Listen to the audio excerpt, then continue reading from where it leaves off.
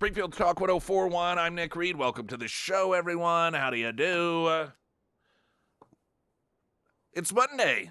Hope you're doing fantastic. I know that I am. We're streaming live, KSGF.com. Oh, yeah, we got the video stream back. That's right, I'm because you're back. back, so we're able to. And now people's the podcast will be up in a more timely fashion. You got him up though, so that's good. I did. Good job. Got them. Thanks for taking care of all that Got it. for me. iTunes and of course our website and Spotify I'm and proud got of all you. of that. Got her all done, and that included weekend shows. So I was quite busy. It was a very busy week for me, but so you're happy that I'm back. Yes, I am. Okay. And someone had at some point I forget who it was, but they were like, "Well, did you check with or ask Sarah about?" Because it was something I wasn't sure on. I was like, "No," I said, I that is my gift to her when she's on vacation is to not bother her." Do that with you as well. Well, I know, and I mentioned that. In fact, I said I've been in a position before where getting ready to go on vacation and being on vacation was more stressful than not, because I was like working essentially every day remotely, worrying about things, and I said that with Sarah, I never have to worry about that. So it's like I actually get to take vacation when I'm off, and so I try and give that back to you. Well, thanks. I Yeah, appreciate you're it. welcome. Yeah, we had a lot of fun. We went down to Eureka Springs, and then we were down there for like 2 days, and then we came back home and did everything that I neglected to do while the husband was away on deployment. So we like laid a new driveway and all these things that you should be doing on vacation. And I you guess. you ate at Ermelio or I would say Emilio's. I forget how to say it there. The Italian restaurant in Eureka Springs. It was delicious. We don't go to Eureka Springs often at all, but when we do, we like to go there. That was good. Ermelio's, I think is how it's pronounced. Good. That's great. Well, the world can continue once again. Yes. Now that you're here. Coming up, let's see here. Are we starting it tomorrow? Is that we were having this discussion about the Christian County Lincoln Days. Okay. Okay, so we'll give you the keyword coming up in a bit. We've got coming up the Christian County Republican Lincoln Days. That is going to be April 12th. Deadline to purchase tickets is the 8th. Confirmed speakers, Attorney General Andrew Bailey, Sheriff's Forum with Sheriff Brad Cole, and America's Sheriff Mark Lamb is going to be speaking as well. Tickets are $60 a person. I'll be emceeing the event, and we're going to have a chance for you to win a pair of tickets. There will be a KSGF table. Now, I won't be sitting at the table simply because I'm emceeing, and so they always put the MC very close up front near the stage. That way, I can get up there quickly. So I won't be sharing the table with you, but it will be KSGF listeners, and we'll have a text to win, and we'll have 4 different winners. Each winner will get a pair of tickets, and like I said, we'll be doing that today. We'll announce the keyword coming up here in a bit, and we'll do that through Thursday. Is that what we decided just moments ago, and I already forgot? Okay, so keep listening for that. There's continued violence occurring over the weekend, everything from left-wing activists, of course, continuing to carry out domestic terrorist attacks on Tesla facilities. There was a woman, I've got a local story out of Arizona, in which a woman in her 60s just driving her Tesla, and some left-wing activist, and she had a dash cam, so you see they pull in front of her, block her in, and then the driver gets out, some guy, and just starts pummeling her through the window. These Democrat activists have gone absolutely nuts. And if you notice, there's still no call for these people to stop what they're doing. There was an individual that went to TikTok encouraging people who are in this country illegally to assassinate ICE agents, telling them and giving them an excuse. Say, hey, if they're in an unmarked vehicle or they're not wearing any sort of marking that says that they're ICE, you don't know who they are. They could be a gang member trying to kidnap you and your family, so just go ahead and assassinate them. You've got that. There is a Republican headquarters, I believe in Arizona, that was vandalized over the weekend, and we're seeing what one expects to see when people are encouraged by their own party to act in this way. And oftentimes that's by not saying anything at all. And we continue to hear this deafening silence from the Democrats and from the media condemning their supporters, telling them this is not how we do things. In fact, in New York, there's a legislator that is drafting up legislation to ban Teslas from even being sold in the state of New York. This is dictatorship sort of stuff. Somebody that you don't like, and you just use your position in government to make it illegal for them to do business there. Oh, but Donald Trump is the dictator, of course. Yes, yes. We can't take our eye off the ball. Forget the actual dictatorial behavior that we see from the Democrat Party. Forget all of the violence that they encourage, that they promote, and that then their voters actually carry out. No, no, no. Remember, the true domestic terrorist are you parents that show up at school board meetings, and you Catholics that go to Mass, especially like when you're in church more than once a week. That clearly something nefarious is going on there. And, of course, all of the neo-Nazi militias that are constantly carrying out terrorist attacks across this country. These are the groups of people, citizens, Americans, that we've long been told those are the real danger. See, this is how dangerous they are. They trick you into thinking that they're not dangerous by not actually doing anything violent. That's how dangerous they are. See, the Democrats that go out and commit acts of violence and vandalism and assault people all in the name of peace and love and coexistence, those aren't the ones that we're supposed to worry about. Because, see, they do it out in the open. So you at least have an opportunity to know that they're coming. It's the Catholics and the parents, the moms, and these, they're so sneaky. They walk around peacefully all the time.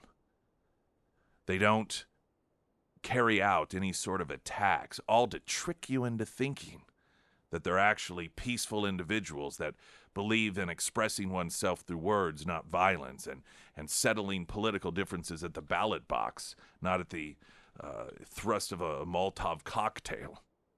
So how sneaky they are. Weather in a moment. Right now, the latest news update.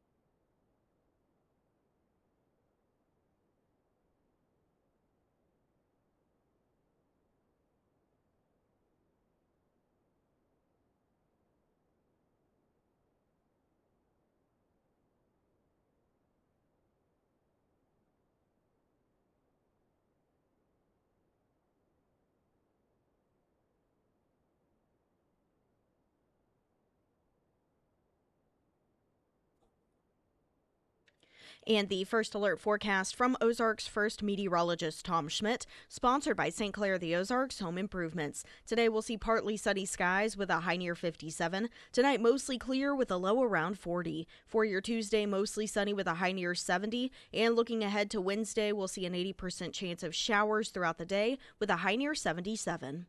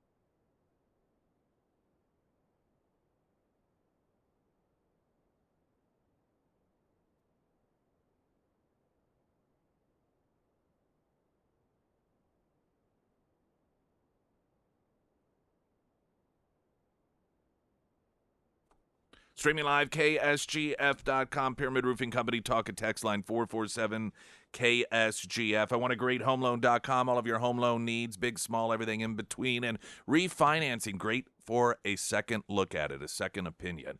Maybe you are accustomed to getting all of your home loan needs through your traditional bank where you have been all of your life. 5 generations we've gone to this bank. Well, you know what? The characters in their team, this is what they do. It's not one of 8 different things. You go into their facility and you're not going to find 8, 9, 10 different things that are done by all these different people. They do home loans. That is what they do, the home loan realm. And so they oftentimes, because that is their one focus, may be in the loop on things that some of the other guys that focus on a number of different things aren't in tune with. And listen, it never hurts to get a second opinion. And then if you find, hey, my bank is getting me the exact same sort of deal and the same level of service, well, then at least you know. But I recommend, if not first, give a second glance with iwantagreathomeloan.com, because you do. It was a very interesting story, a couple of them, regarding the ongoing attempt to negotiate a peace deal, a lasting, meaningful peace deal between Russia and Ukraine. And the AFP reporting that U.S. President Donald Trump noted Sunday that he was very angry, in fact, quote, pissed off, with Russian leader Vladimir Putin, NBC reported, marking a sharp change of tone as Washington seeks to end the war in Ukraine. NBC's Kristen Welker said Trump had called her to express his anger over Putin questioning Ukrainian President Zelensky's future as a leader, something that Trump himself has done. Welker, on her NBC show Meet the Press on Sunday, quoted directly from an early morning telephone conversation with the president. Trump said that if Russia and I are unable to make a deal on stopping the bloodshed in Ukraine, and if I think it was Russia's fault, then he would impose secondary tariffs on all oil coming out of Russia. Welker said Trump told her, I'm very angry over Putin's recent comments about Zelensky's credibility and talking about new leadership in Ukraine. Trump, of course, has been working on a speedy end to more than 3 years of war since taking office. It's just so odd, isn't it? It's my understanding, I'm sure it's been your understanding as well, that Trump is just a puppet of Putin. That all of this is somehow about finagling a better deal for Putin, that whatever Putin wants, Putin gets. So this is very strange. It's almost as if that narrative isn't true. Now, at the same time, CBS News is reporting that while Trump is evaluating further restrictions on Russian oil, gas, and banking, guess who is preparing to ease up on that stuff? The European Union. They are preparing to completely remove several ultra-rich Russian oligarchs from its sanctions list under pressure from Hungary and Slovakia. Among the final acts of the Biden administration was a 60-day waiver that allowed a dozen sanctioned Russian banks to conduct financial transactions related to energy purchases with European banks. The waiver extended an exemption to banking sanctions made earlier in the Biden years to make it possible for European consumers to keep buying Russian oil and gas with American dollars, minimizing the damage to European economies. The Biden administration was ostentatiously imposing new sanctions on Russian oil as President Joe Biden prepared to leave office in January, but still made sure a carve-out was quietly in place for European energy purchases. The waiver was, however, given an unusually short expiration date of only 2 months, where 6 months is more common. The 60-day waiver expired at midnight Wednesday, and the Trump Treasury Department chose not to renew it, as opposed to the Biden administration. Now, all of this, if you notice, is contrary to everything that they claim is going on when it comes to Russia. You see, we're told, and we've been told all this time, how tough Europe has been on the Russians, how tough Biden has been on the Russians, and on Putin specifically. And Donald Trump is the greatest gift that Putin could have ever received. We continue to hear through Trump's and his administration's attempt to come up with some sort of meaningful peace deal that he was giving concessions, right? How often do we hear that? Oh, giving all these concessions to Russia. Now, no one ever said what the concessions were.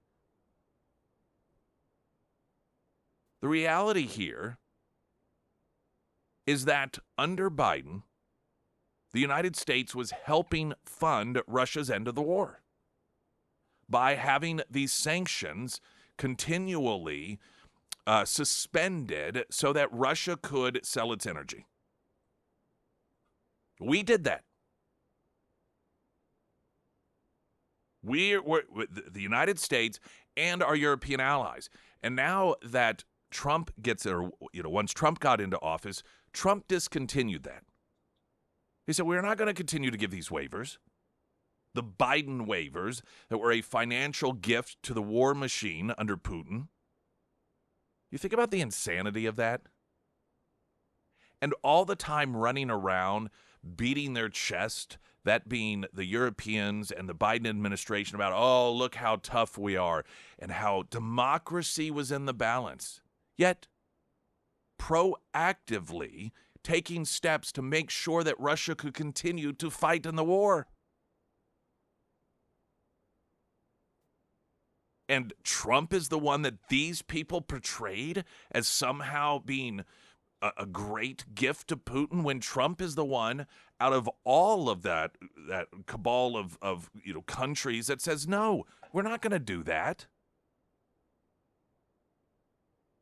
And so apparently, either the timing is coincidental or it is deliberately an attempt to help Russia, get through the sanctions that Trump is talking about, the doubling of sanctions when it comes to energy specifically, that he's talking about put into place. And so the Europeans are like, well, don't worry, we'll lift some more. Don't worry, we'll make sure you're taken care of. Now, all of you lefties out there, and I mean this, I guess you don't even have to be a lefty, maybe you can be what is oftentimes called a neocon, who portrayed, Trump, because he talks to Putin, is somehow a horrible thing. But the Europeans lifting sanctions, all that does is make it easier for Putin to continue in this war. Why would you do that? All of you who have yourselves convinced that there's nothing that the Europeans want more than for this to stop. There's nothing the Biden administration wanted more than for Putin to be defeated in all of this. Those were words. Behind the scenes, meanwhile, they kept the money flowing, so that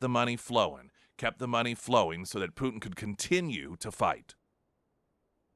Now, you can come up with all sorts of different explanations. There will be those, and there may be merit to this, that say because they just benefit financially. They're, the people who fund the campaigns, the military-industrial complex, it benefits them financially to have this war continue. So if it looks like there may be some sort of peace deal right around the corner because both sides want out, what more could you do than, on one side, you continue to fund Zelensky directly, and then on the other side, you lift sanctions so that Putin can continue to sell his oil so that he can continue things going. I mean, it's complete sabotage of an effort to get this thing to come to an end.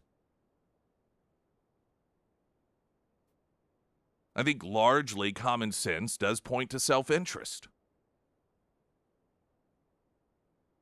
But whatever one believes the reason to be,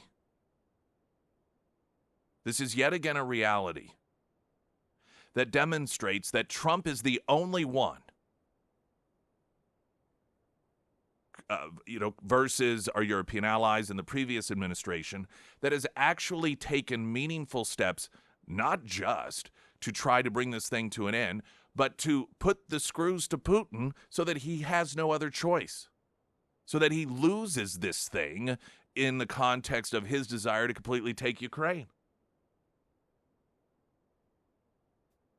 And the media, they're part of this, the way they portray this, the way that they've painted this, the way that every single time Trump would, just say something complimentary, largely in order to get Putin to come to the table, about, oh, he's a smart guy or whatever. And I mean, they'll spend an entire morning devoted to, how could he say this about a dictator? He loves dictators. What is it he's trying to do? I mean, it should be very unsettling for Americans. Meanwhile, they know what's going on. They know who has been funding Putin. They know who has been allowing Putin financially to stay in this thing. And they know who hasn't. Springfield's Talk 104.1. I'm Nick Reed.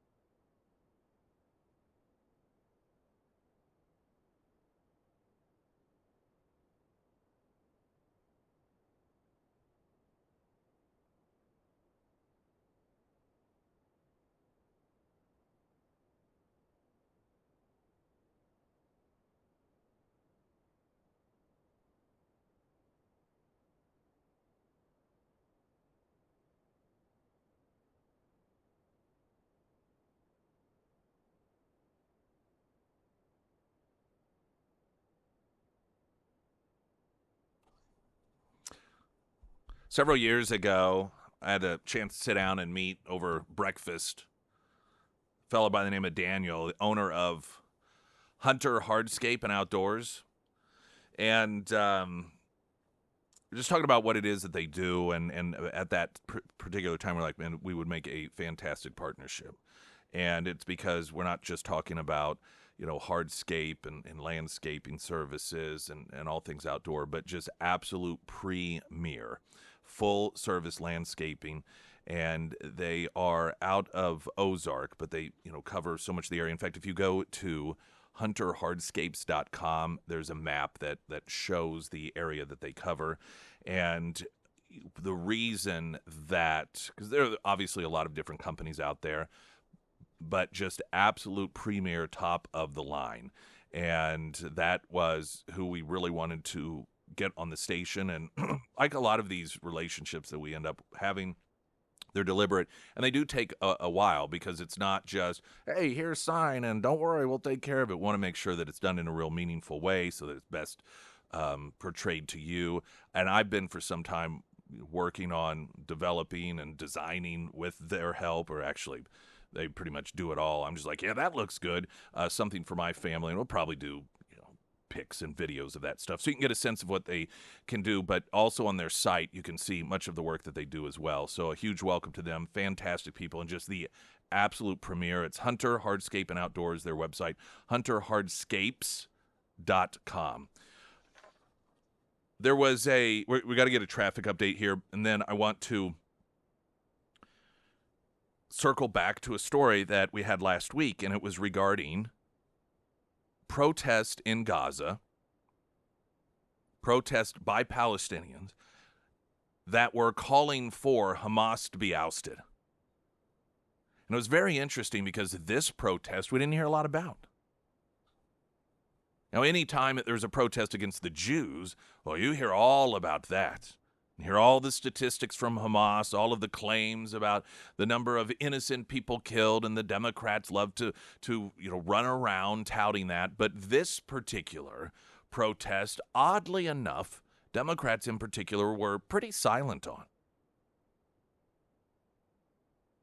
I wanted to share an update regarding one of those who was part of the protest, and this should come as no surprise. Hamas tortured and executed the individual. Now, do we think we'll see any protest whatsoever over this killing? See, it begins to come into focus what it is that the left really is protesting. When you note that this sort of thing they don't peep about whatsoever. I want to share it next. I'm Nick Reed.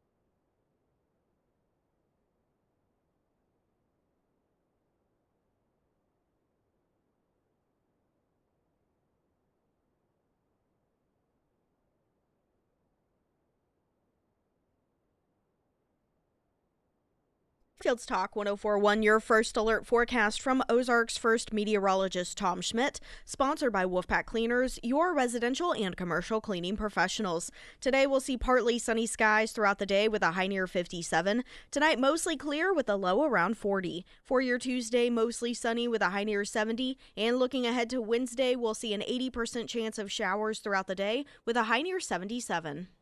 Round 2 of our love letters from the left underway. Oh, yes. So we've advanced. Did you want to highlight any of those that made it? Yes. Let me, for those who don't know, this is our bracket we're doing this year, and the bracket is lines or statements from either emails, social media postings, or text messages to us from some people on the left. The meanest one that I ever received, it advanced. And what was that one? I hope Sarah loses her job and can't afford to feed her family. Oh, okay. Says that. Hold on. Well, It's but loading it here. really gives you insight how sad some of these people are. Really, the anger and just the constant anger. You see it with the Tesla attacks and the attacks on just conservatives or Republicans, Trump supporters, and it makes sense. I mean, it's the party of hate. And you get these text messages. I mean, it's like you're supposed to be adults. Do you not have something positive you can do in your life? Do you really believe that anyone follows your ignorant fantasies? You are a stupid man. That one. Yeah, I don't. My stupid fantasies. Here's the other one that I don't know. The last election seemed to demonstrate a lot of people do. This one always gets me too. This is in reference to us leaving on the KSGF Great Escape. I hope your plane crashes. That one in Yeah, vain. just straightforward. I Yeah. know. Hope you have a blank weekend, a-hole. All right. Yeah, and so, that may be Congressman Burleson. Okay. And so these are. So you go through and then just pick your favorite ones, and then they advance. So we are into the second week now. The every week that you participate, that gets you an entry for a $250 Visa gift card from Garrison Roofing and Guttering. Garrison, where there is nothing, what's not, there's no comparison. Isn't that how it goes? Garrison comparison. There's no comparison or something like that. I am butchering it. Sorry, Jamie Garrison. I apologize gravely. But yeah, so you go, and then every week that you participate, that is an entry, and then at the end, there will be a random drawing of those who entered, and you'll get a $250 Visa gift card from Garrison Roofing and Guttering. Congressman Burleson is with. Oh wait, is he there still? Are you there, Congressman? He's not. Okay, it looks like we lost him. Oh, okay. All right, here we go. Here we go. Okay. Congressman Burleson, how do you do, sir? Doing good. Good morning. And good morning to you, man. We've really seen an amp up of violence against conservatives, Trump supporters. There was video, and we're going to play audio later from an Arizona TV station, and there was a woman in her 60s. She had a dash cam, and you see she was just driving a Tesla, and a car pulls in front of her almost like a police car would to block someone in, and then the man gets out and starts beating her through her window until the passenger eventually gets out and pulls him off of her. And then there was a TikTok video, somebody encouraging people to assassinate ICE agents. There's this amazing amount of silence coming from the Democrats. I'm not hearing any of them asking their supporters to stop this. Yeah, unfortunately, they're not doing that. This is the same party of Antifa and Black Lives Matter that tried to burn down churches and segments of cities. I find it. I mean, this isn't acceptable in any way, and it's not funny in any way. But I do find it ironic that much of what they do is really not thought out well, and much of what they do is punishing themselves. Right, because they're dumb. These idiots that are keen Teslas, you're going to jail because every one of these vehicles has a camera on. You're going to get documented at whatever you do, and then guess who you're really punishing? The insurance company. So the insurance company is going to pay for these Teslas that get firebombed and all this. And even if they don't, if you think you're punishing Tesla, because you want to punish Elon Musk. He only owns 20% of Tesla. The rest of it is owned by you. Yeah. You own the vast majority of Americans have their money in index funds or mutual funds that are invested in companies like Tesla, and you're basically shooting your retirement in the foot when you try to firebomb a company that is a publicly held company that most people own stock in. Well, Elon Musk noted after Tim Waltz talked about what pleasure he gets out of seeing those stock prices harmed because of these domestic terrorist attacks, that this is the governor of Minnesota, and their pension funds are tied up in Tesla partially, to your point. Yeah, I would not be surprised whatsoever. I mean, would not be surprised. Have you noticed also, I find it very interesting that when you see these people, they almost all have a similar look to them. which isn't healthy physically. Oftentimes, there was one person that launched an attack on Tesla vehicles, and they were so unhealthy they weren't even able to walk on their own. They had one of those scooter things. Yeah. Unfortunately, there's quite a bit of this population that seems as though they've given up on Everything. Yes. All right. We continue to hear. I wouldn't say concerns so much at this point, but observations that while all of this is great in terms of the executive branch and targeting what they can in order to get wasteful spending and fraud under control. But then, of course, for it to be permanent, Congress has to come into play. And I know I feel like every week we try to get a bit of an update from you. But has there been any movement? We understand that there's a lot of things that go on behind the scenes, but sometimes when we don't hear updates, we think nothing's happening. And so I wanted to ask where things were. There's quite a bit that I think it potentially is going to happen in the budget reconciliation package. We will see what's in the details of that coming up in the next couple of weeks. So what I'm concerned about is that the Senate seems to be the Senate, and their instructions for budget reconciliation do not include near as much in spending cuts, shocker, as the House. So this apparently played out in 2017 when they passed the Obamacare stuff. So I'm not sure how this will work out, but it seems like it's going to be like the Senate is going to jam us with a very fiscally irresponsible bill. That's what I'm somewhat worried about. Is there any sense yet which side Trump will fall on? I imagine he's going to have to at some point use the bully pulpit in order to nudge one side, to get all of this done and taken care of. Do you know yet where that may fall? Right now, would say he would disagree with the Senate and that he wants spending cuts. He wants whatever is necessary in order to achieve his goal. So in other words, especially when it comes to the Green New Deal stuff, right? So all of these energy tax credits, and I'll just kind of say I want all of them. I'm kind of with Trump. I want all of them repealed. The only ones that I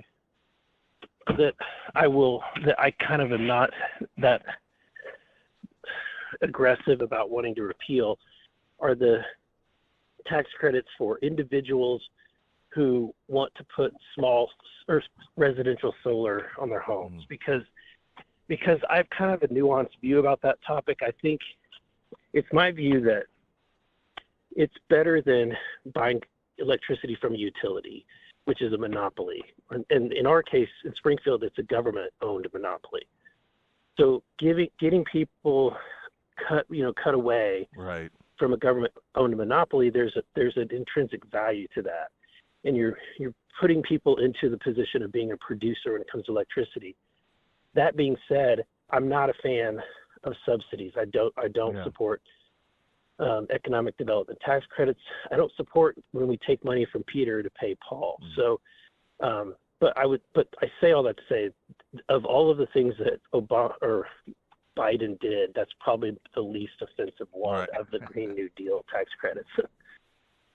And there's talk to not repeal those. The problem is, if you don't repeal them, then you cannot pay for all of the Trump tax cuts. Right. So that's the big problem. Congressman Burleson with us. Before we do let you go this morning, anything else that's going on, either under the radar, over the radar? Yeah, under the radar. This week, I'm the chairman of a committee called Economic Growth, Energy, and Regulatory Reform. And this week we will be having a hearing on AI and how that is basically a moonshot moment for the United States, that we have to win that race, or it's the next. I mean, I don't want to. It's kind of the next nuclear arms race, and so it is has strategic significance in that step. So we have to lead on that. Oh, and I did want to. I suspect I know that what the answer may be, but someone had reached out in the National Guard, and they said, I think it was last week or the week before, that they had not received pay, and they asked why, and they said, well, because the government almost shut down, and they said, well, that doesn't make sense, and so they wanted me to ask you if you had heard anything about that or knew anything about that. No, that doesn't make any sense. That's what I thought, and that's what this person thought as well. But I would encourage anybody, if you're a veteran, please call my office. Right. If you've got tax issues or anything that with the federal government, please call my office. I have the best staff in the world. We have Steve Helms, who is our district director. Sonia Anderson handles veterans, and Jared Taylor handles a lot of other things. We've got Noah Snelson in the office, and Alan Hudson, who does videography. So we've got the best local team there is. Okay, sounds good. Thank you, sir. Appreciate your time as always. Safe travels to D.C. Thank you. All right, you bet. Springfield's Talk 104.1. I'm Nick Reed.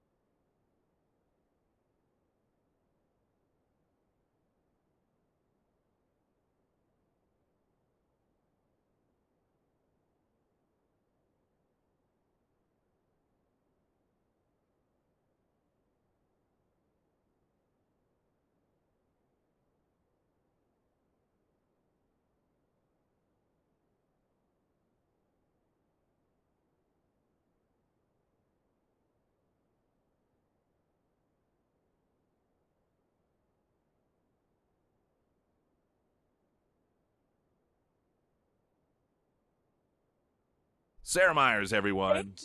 The Pyramid Roofing Company, you know, there are certain home repairs that are considered the more fun ones. Those are typically the ones that you plan for, that you have a say in. And then there are those repairs that typically come after some type of severe weather, and those are the ones that are just incredibly stressful.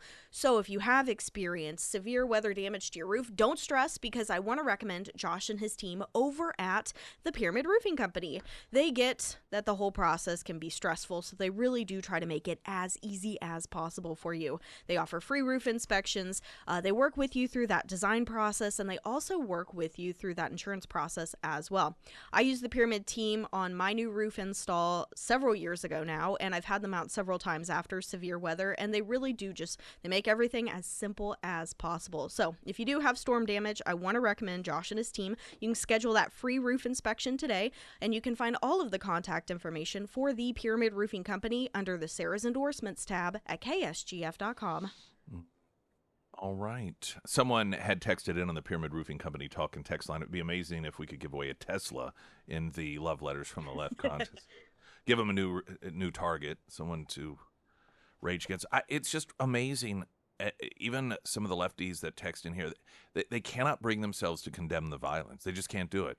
The closest they can do is justify it by going, January 6th. Okay. So what does that mean exactly? Saying January 6th, what does that have to do with it? I don't know. Can we deem these domestic terrorist attacks worse than September 11th? Can we do that? I don't think that works. You have to be on the left to declare things worse that than bad. September What 11th. about worse than the Holocaust? I think that's also a left thing.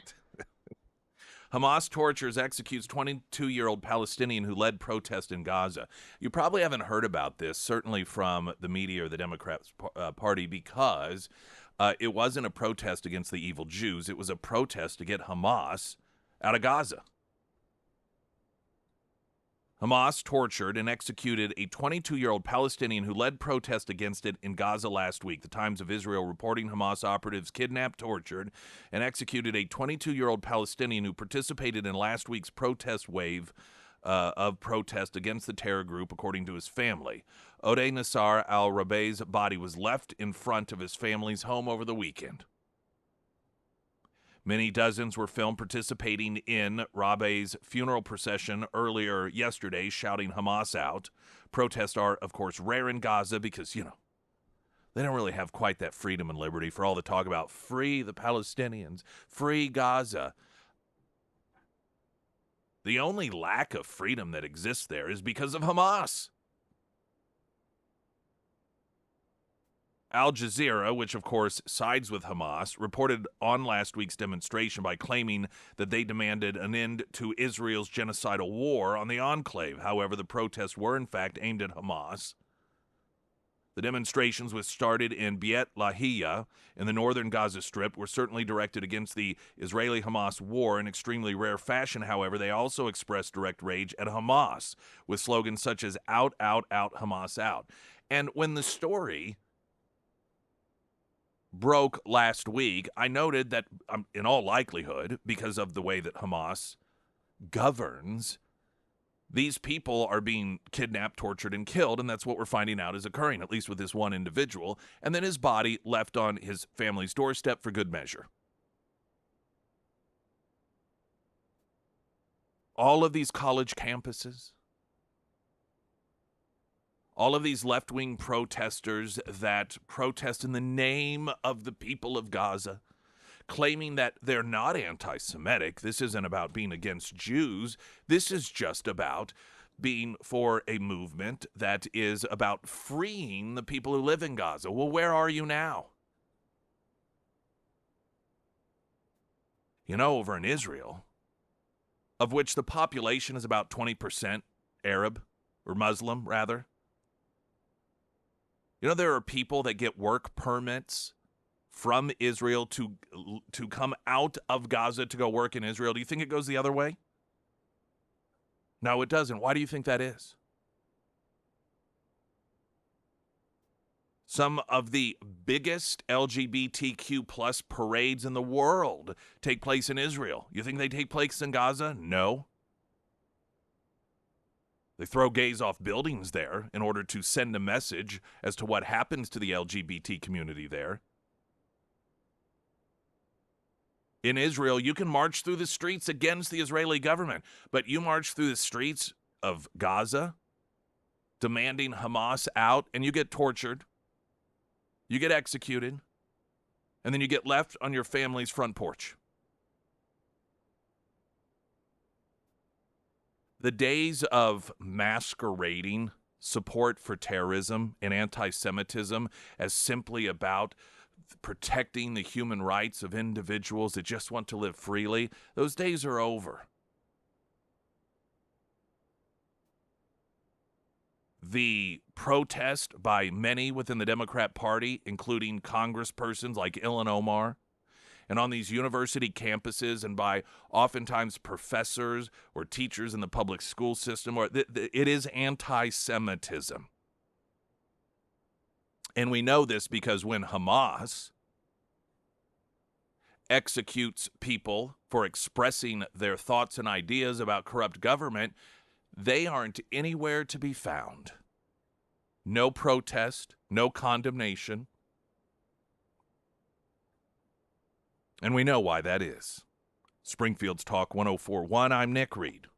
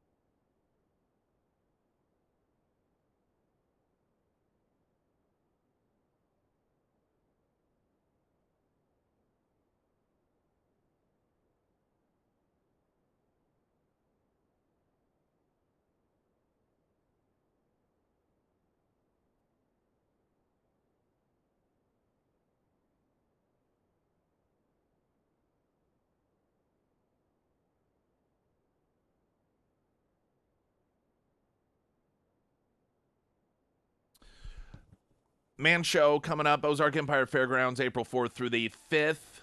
Hey, we'll be out there. Yeah, we will be out there. I don't remember what time, I but don't we'll know. be there, Yeah, by golly. Yeah, we won't be there the whole time. We will be Just there for like a couple of Saturday. hours, I Yeah, believe. a couple of hours on Saturday. And you can win tickets if you'd like. I don't know what they normally cost, but they don't cost free unless you register and then you win at ksgf.com. The ticket also grants you entry into the Ozark Shred Fest drifting event. You can get registered for that over at ksgf.com. And coming up April 12th, I will once again be emceeing the Christian County Lincoln Days Reclaiming America. Attorney General Andrew Bailey will be there. We've been trying to book. I sent to his press office a request, and I'm not getting anywhere on getting him booked on the show. So maybe you can work your magic. I don't know.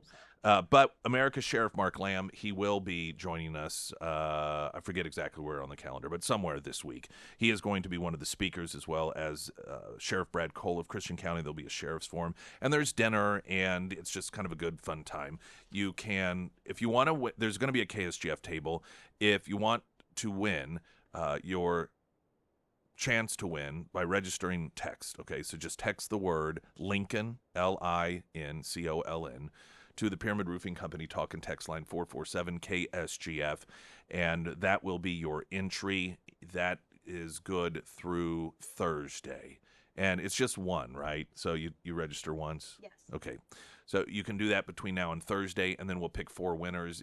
Each winner will get a pair of tickets, and you will be at the KSGF table. If you want more information, including raffle items, ccrccmo.com is the site. There are 2 Black Rain rifles, one from MJ Golden Coin and Nixa, the other being donated by Black Rain Ordnance themselves. And you can buy raffle tickets for that, either online now or at the event on the 12th.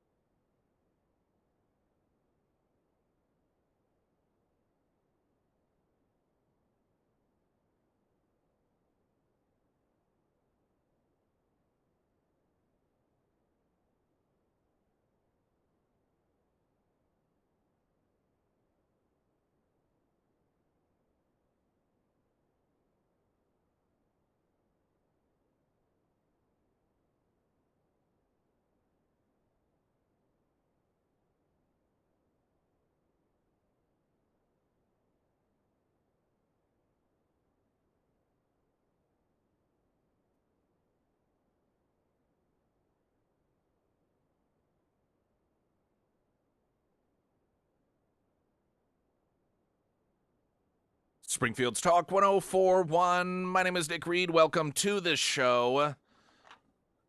We'll talk a little bit about this freak out from the media. Donald Trump suggesting, I don't know, maybe a third term wouldn't be such a bad thing. We're looking at the possibility of ways to do this.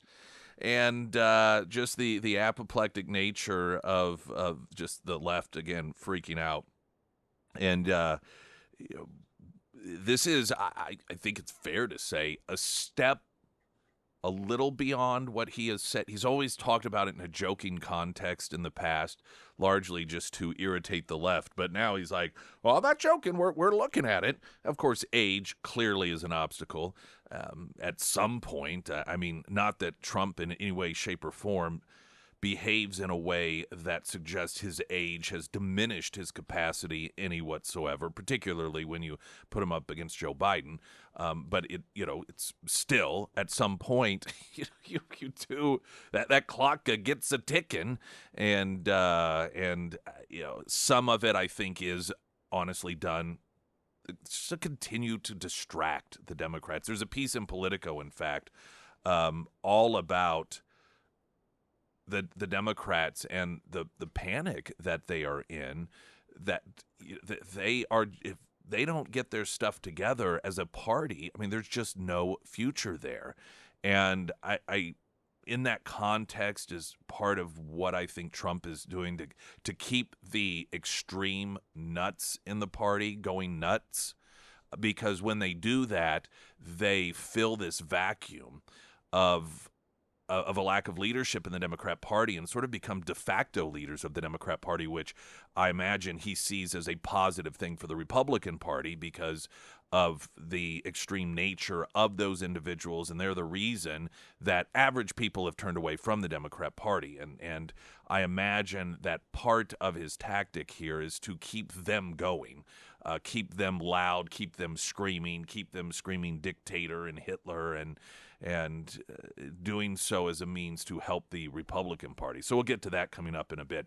Pinniger family bought the family-owned Honda dealership back in 2021, and they have been building up to this grand opening of the brand newly renovated Honda building there on South Campbell, south of Walnut Lawn, state-of-the-art, and housing Honda. 7 Honda models named Best Cars and Trucks of 2025 by Money. We've got the redesigned 2026 Honda Passport. Now, you may drive by and you see all the renovations going on. They are still open. You can still take advantage of some of these incredible deals, including 2025 Honda CR-V Hybrid, 2.49 APR available. And, of course, you've got all sorts of, you've got your stipulations, you credit and so forth. But if you do fall into the category, those deals at once upon a time, monthly payments, not on a lease, but financing for actual ownership of the vehicle, of having a $250 payment is something that just seemed insurmountable at some point. But or $299 payment on the Honda HR-V LX.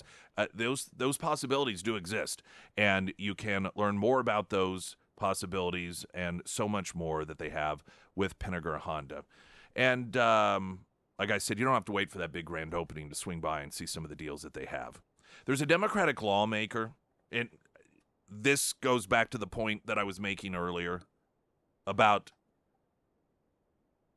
the left alienating the average American, the extreme left that is filling this vacuum in the Democrat Party.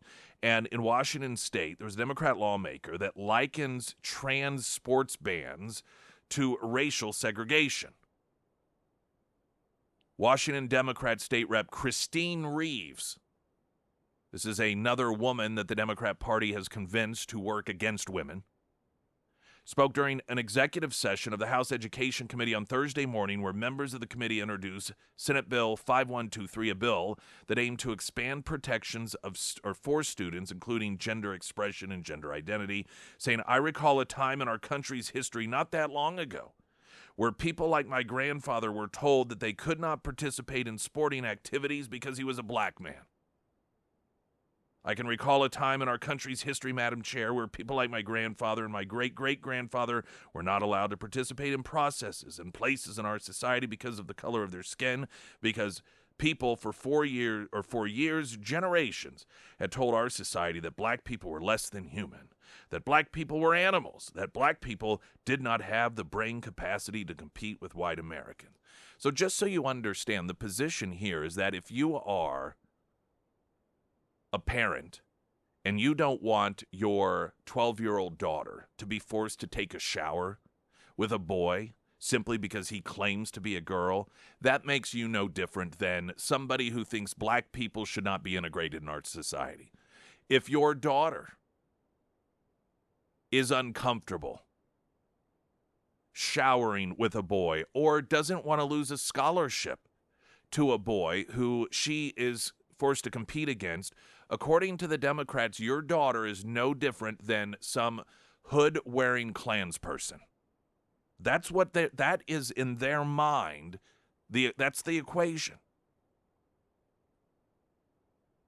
Now, of course, what you and I know and understand and recognize is that no one tells someone who's trans that they can't compete in any sports or participate in society, but the rules are the same for them as they are for everyone else.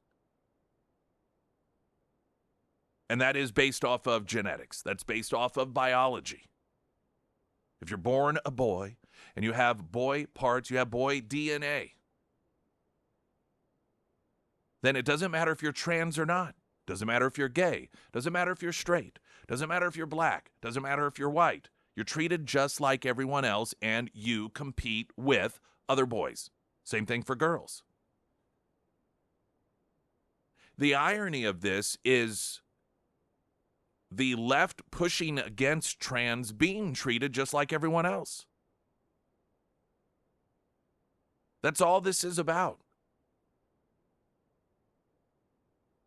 But they want to be elevated above everyone else and have these so-called rights that nobody else gets.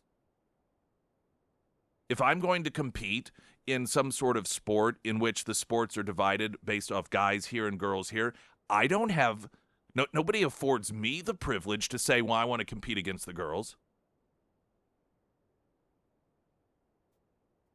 But if I'm trans, I get to.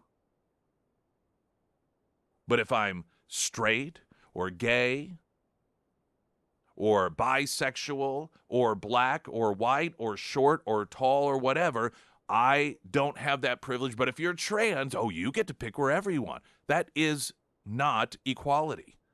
Equality is being treated just like everyone else. And to claim, as Democrats oftentimes do, that somehow, this is the irony of it, that treating everyone equally is akin to segregation based off of race and Jim Crow laws. This is the Democrat Party in 2025. Springfield's Talk 104.1. I'm Nick Reed. Latest news update.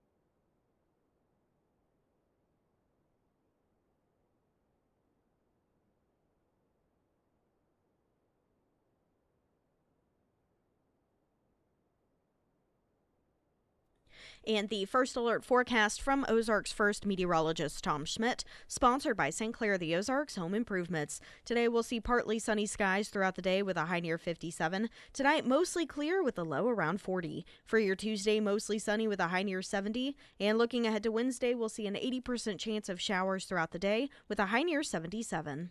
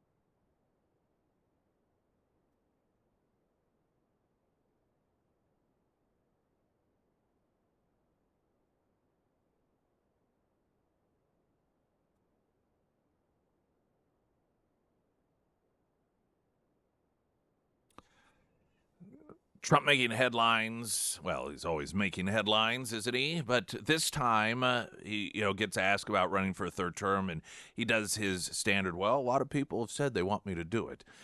He did note that he's not joking about it, and that he likes to work. But we've got a lot. There's just a lot of fixing to be done.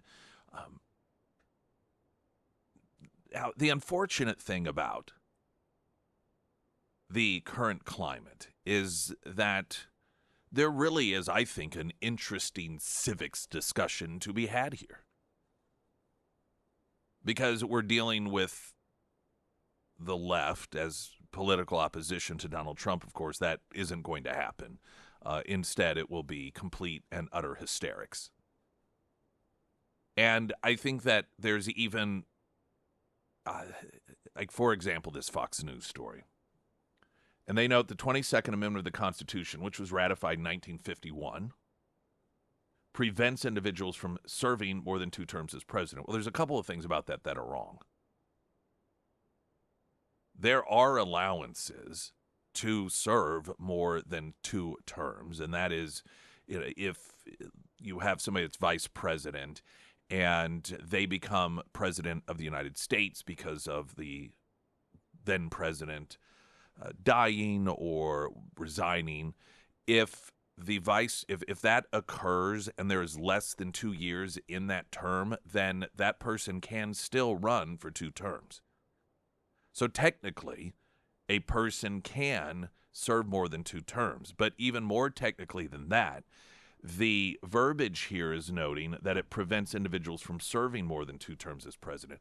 The Constitution doesn't actually reference serving as president. It references being elected, running for president. It specifically notes that no person can be elected more than twice. Again, there is that caveat if they happen to have ascended to the presidency with less than 2 years. But that aside, this does bring up a very interesting constitutional question. One of the ideas that has been floated here is that, Vance could run with Trump as his vice president and then hand the torch off to Donald Trump, resign, making him president of the United States.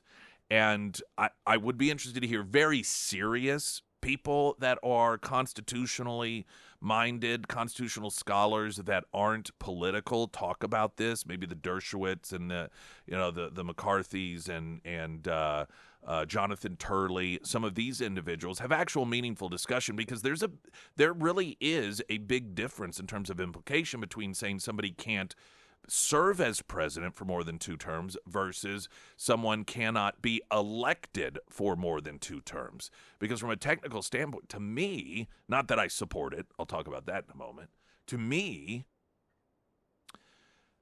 and I would imagine if you are somebody like Trump that is very accustomed to contracts, very accustomed to legal speak, given all of the real estate deals that he's done, and understanding how important very specific words are and that words have meaning, you look at the requirements, and if the requirements don't say, a person can only serve 2 terms, but instead says, well, a person can only be elected or cannot be elected for more than 2 terms.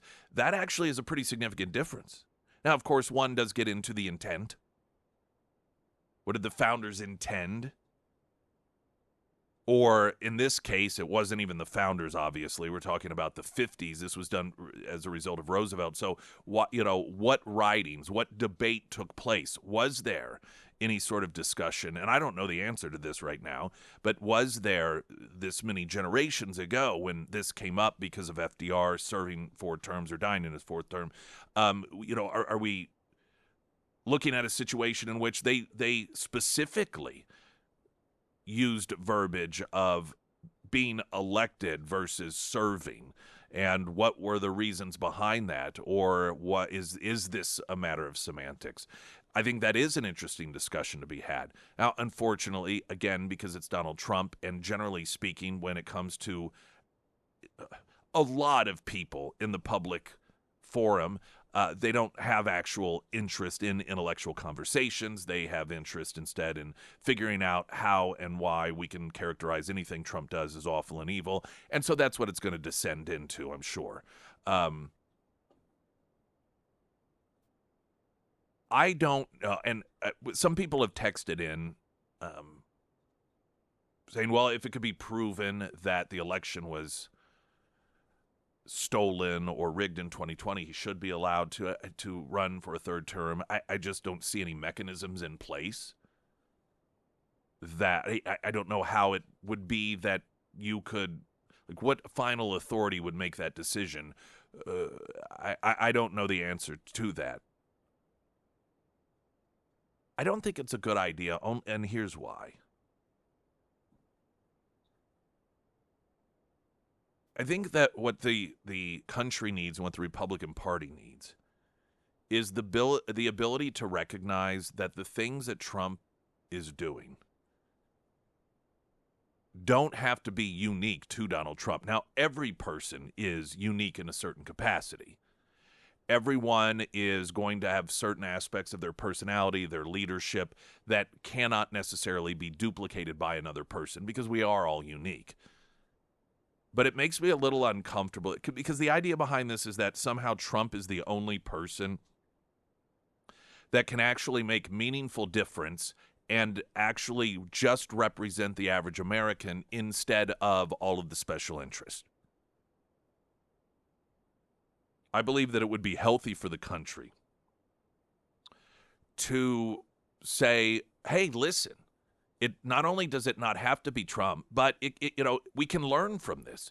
That part of Trump's leadership would be the ability to demonstrate to people, here's how it's done, and then people, as few and far between as they may be, have the ability to carry that torch. We've got to have that. I long worried when Trump was running for re-election in 2020, what happens when Trump is gone? What will the Republican Party do? Now, that landscape has changed tremendously during that 4-year period in which Biden was pretending to be president in the White House. And we have, you just look at the cabinet members. We focus so much on potential, presidential candidates for the Republican Party in the context of politicians, obviously DeSantis, J.D. Vance. But you look at like Hegseth and Noem and, just all of these different cabinet people that are Rubio, I think. Of course, he's, run for president as well. Point being is the bench is just much, much different now. And I think that 4 years of Biden occupying the White House really was a great 4 years for Trump to reconfigure things, to recognize what it was that went wrong during the first term and how it was that he could correct those wrongs in order to get things done more effectively. And now because of that, there's just this bench of individuals, and I don't like the idea, as successful as Trump has demonstrated in terms of getting things done, at least these first 11 weeks, that somehow we should surrender ourselves to believing the only way that can continue is with Trump, and instead to embrace the idea that this can live well beyond him. I think that's what we need to do. We need to have those high hopes and those expectations. And I know that is also a big order. I know that there's still this fear that a lot of Americans have, and it's a realistic one, that once Trump is gone, even the Republican Party will just go back to the way that it was before, and we will be back to having a tax and spend party and then another tax and spend party. Two big government parties. It's just, a difference of who's going to manage it better. And I think that is a legitimate fear. And so while there is the interesting constitutional question of a third term, and by the way, up until that change was made back in, the early 50s, the vast majority of our country operated under there not being term limits. And so it's not this absurd, crazy, unheard of dictatorship idea. That's the way we always operated until we got to the Roosevelt situation, and then it changed. Um, and I do think that there's an interesting constitutional question to be had about the difference between being elected versus serving, and it referencing specifically elected to more than 2 terms versus serving, and what differences that make. But ultimately, I think just in terms of best for the party and best for the country, the ability to demonstrate this doesn't have to end with Trump is probably long-term what would be best for everyone. Springfield's Talk 1041, I'm Nick Reed.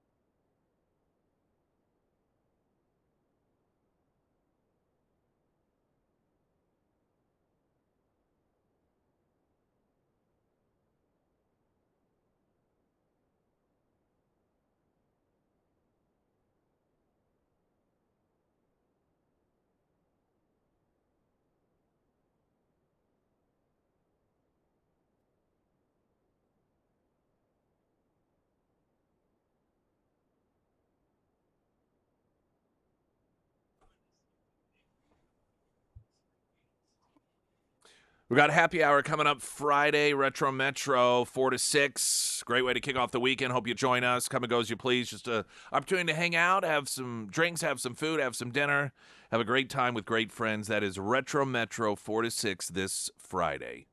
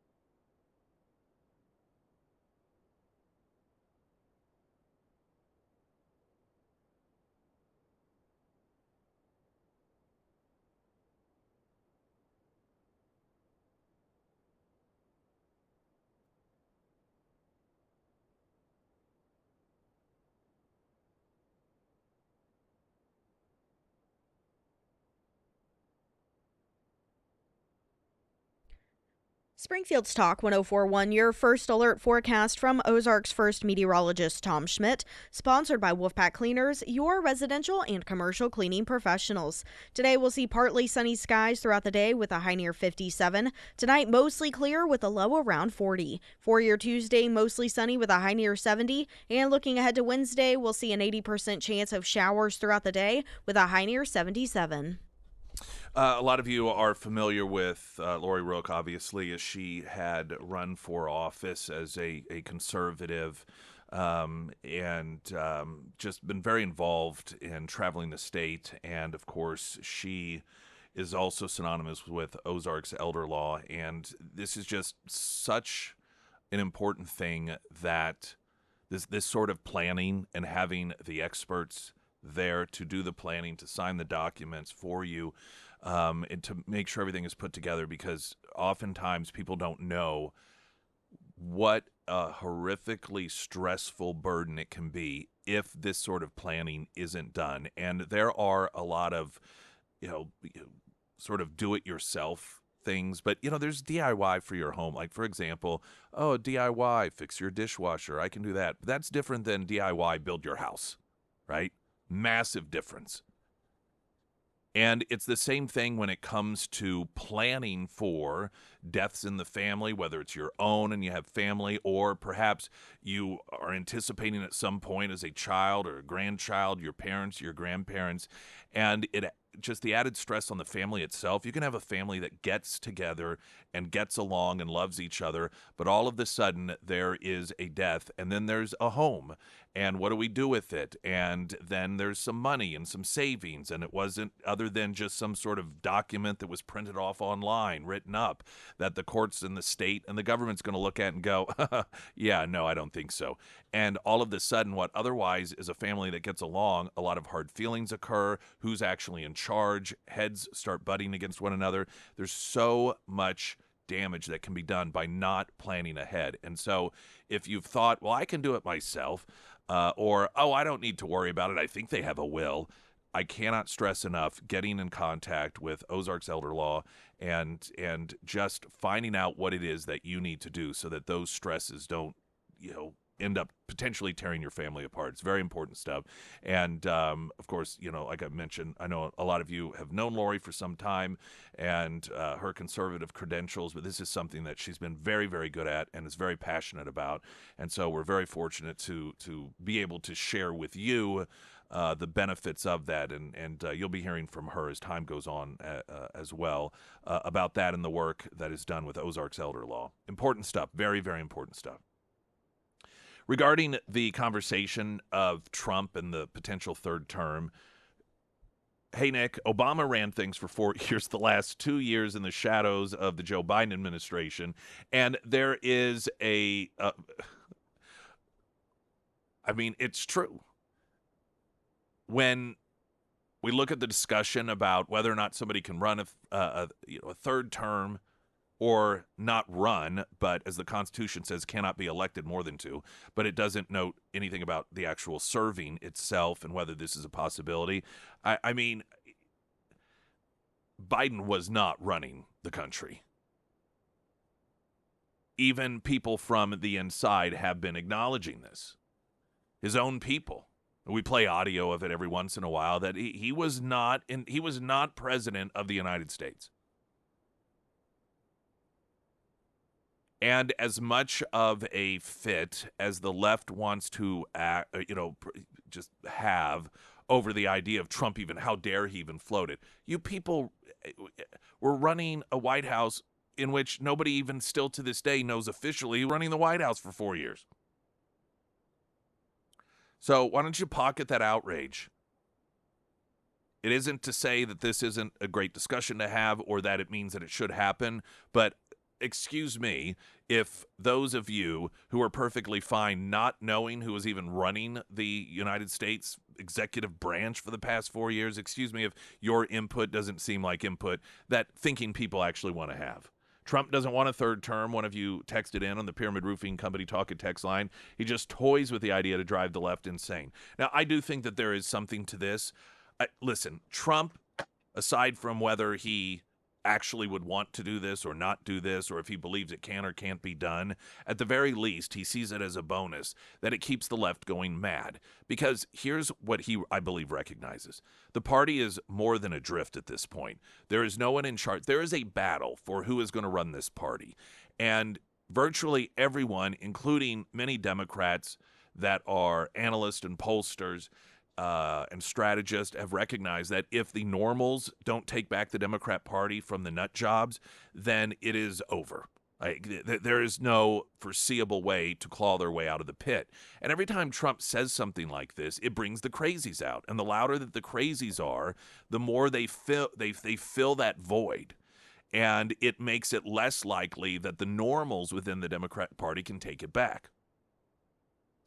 There's a piece, and I want to read from part of it. It's sort of the opening of a piece in Politico titled, in quotes, "If we don't get our blank together, then we're going to be in a permanent minority." This piece just published, I think, today or yesterday, noting days after President Donald Trump took office for the second time, a boatload of candidates vying to lead the Democratic National Committee crammed into a Washington auditorium plastered with MSNBC logos. This was their last big forum before the vote to make the case that they had what it took to rescue their party from irrelevance. The moderators called on a little-known contender, Quintessa Hathaway, to deliver the first opening statement. Quote, "I just want to give you a little bit of something that's been on my heart," she told the audience. Then suddenly, unexpectedly, she broke into song. Singing "When Your Government Is Doing You Wrong," she belted out, "You fight on, oh, oh, you fight on." It had only taken 4 minutes for the battle over the future of the Democratic Party to devolve into what critics likened to a scene from Portlandia, a comedy satirizing ultra-liberals, and it was a punchline that was clipped and replayed across social media in the days ahead. Things only got more surreal and viral from there. Over the next hour and a half, the aspiring DNC leaders inadvertently showcased the party's self-absorbed tendencies that strategists argue have driven away swing voters by turning fixation on identity politics, displaying scorn for a large swath of the electorate, and failing to focus on the pocketbook concerns of ordinary Americans. Rather than grappling seriously with why Democrats had lost the presidential election, the candidates quibbled over tactics. No one argued that Joe Biden should never have run for re-election or questioned whether Kamala Harris had made any major errors. The most unpopular part of the party's record, from the inflation that spiraled out of control on Biden's watch to a border crisis that went unchecked for years, likewise went unmentioned. Instead, with Trump already fast at work, pardoning more than 1,000 January 6 defendants, moving to seek undocumented immigrants to Gitmo, and empowering billionaire Elon Musk to hack away at the federal government, the would-be leaders of the DNC were quizzed on a series of liberal litmus tests.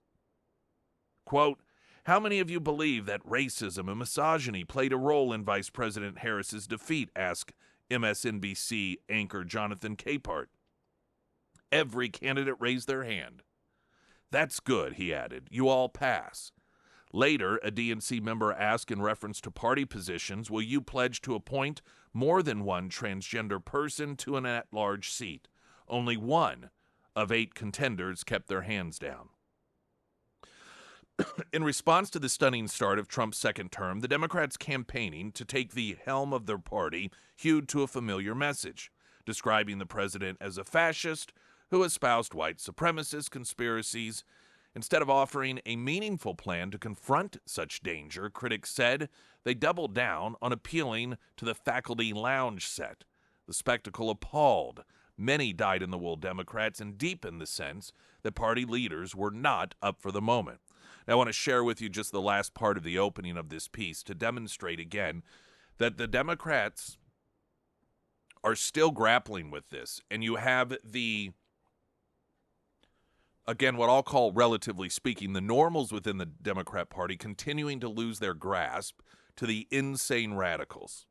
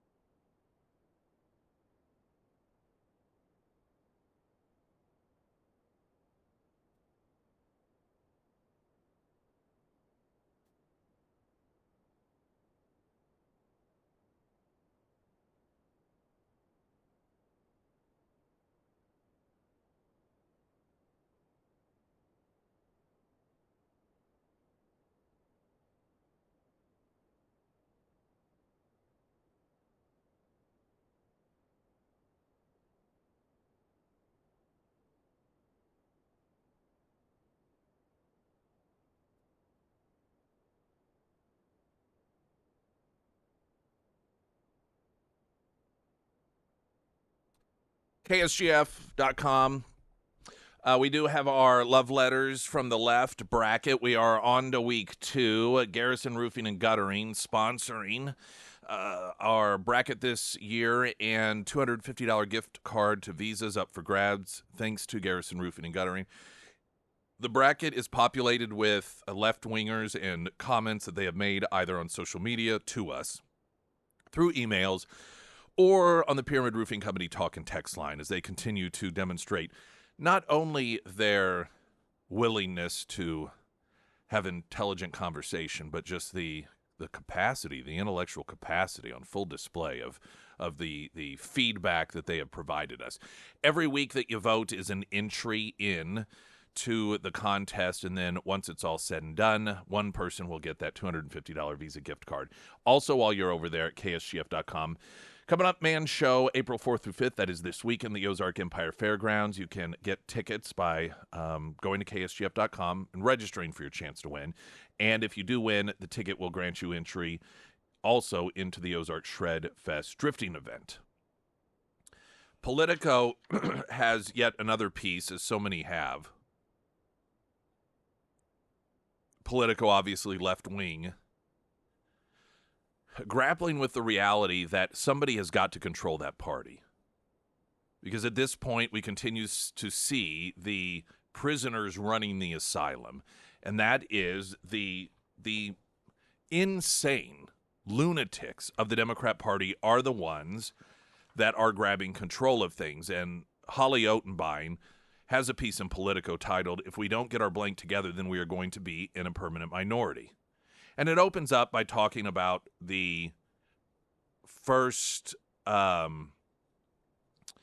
forum after the Trump vote, or after the Trump victory, in which all the DNC got together, and it did not take long for it to descend into a circus of radicals singing and name-calling and doubling down on the reasons that they lost. They need more transgenderism, more DEI.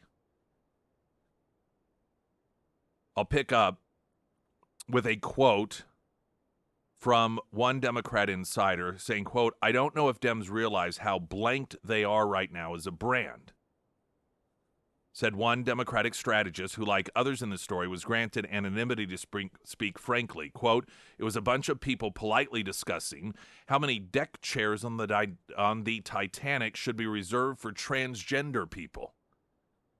Nearly 2 months later, Democrats still haven't bottomed out. The party has lurched from strategy to strategy in their effort to confront Trump, mostly falling flat.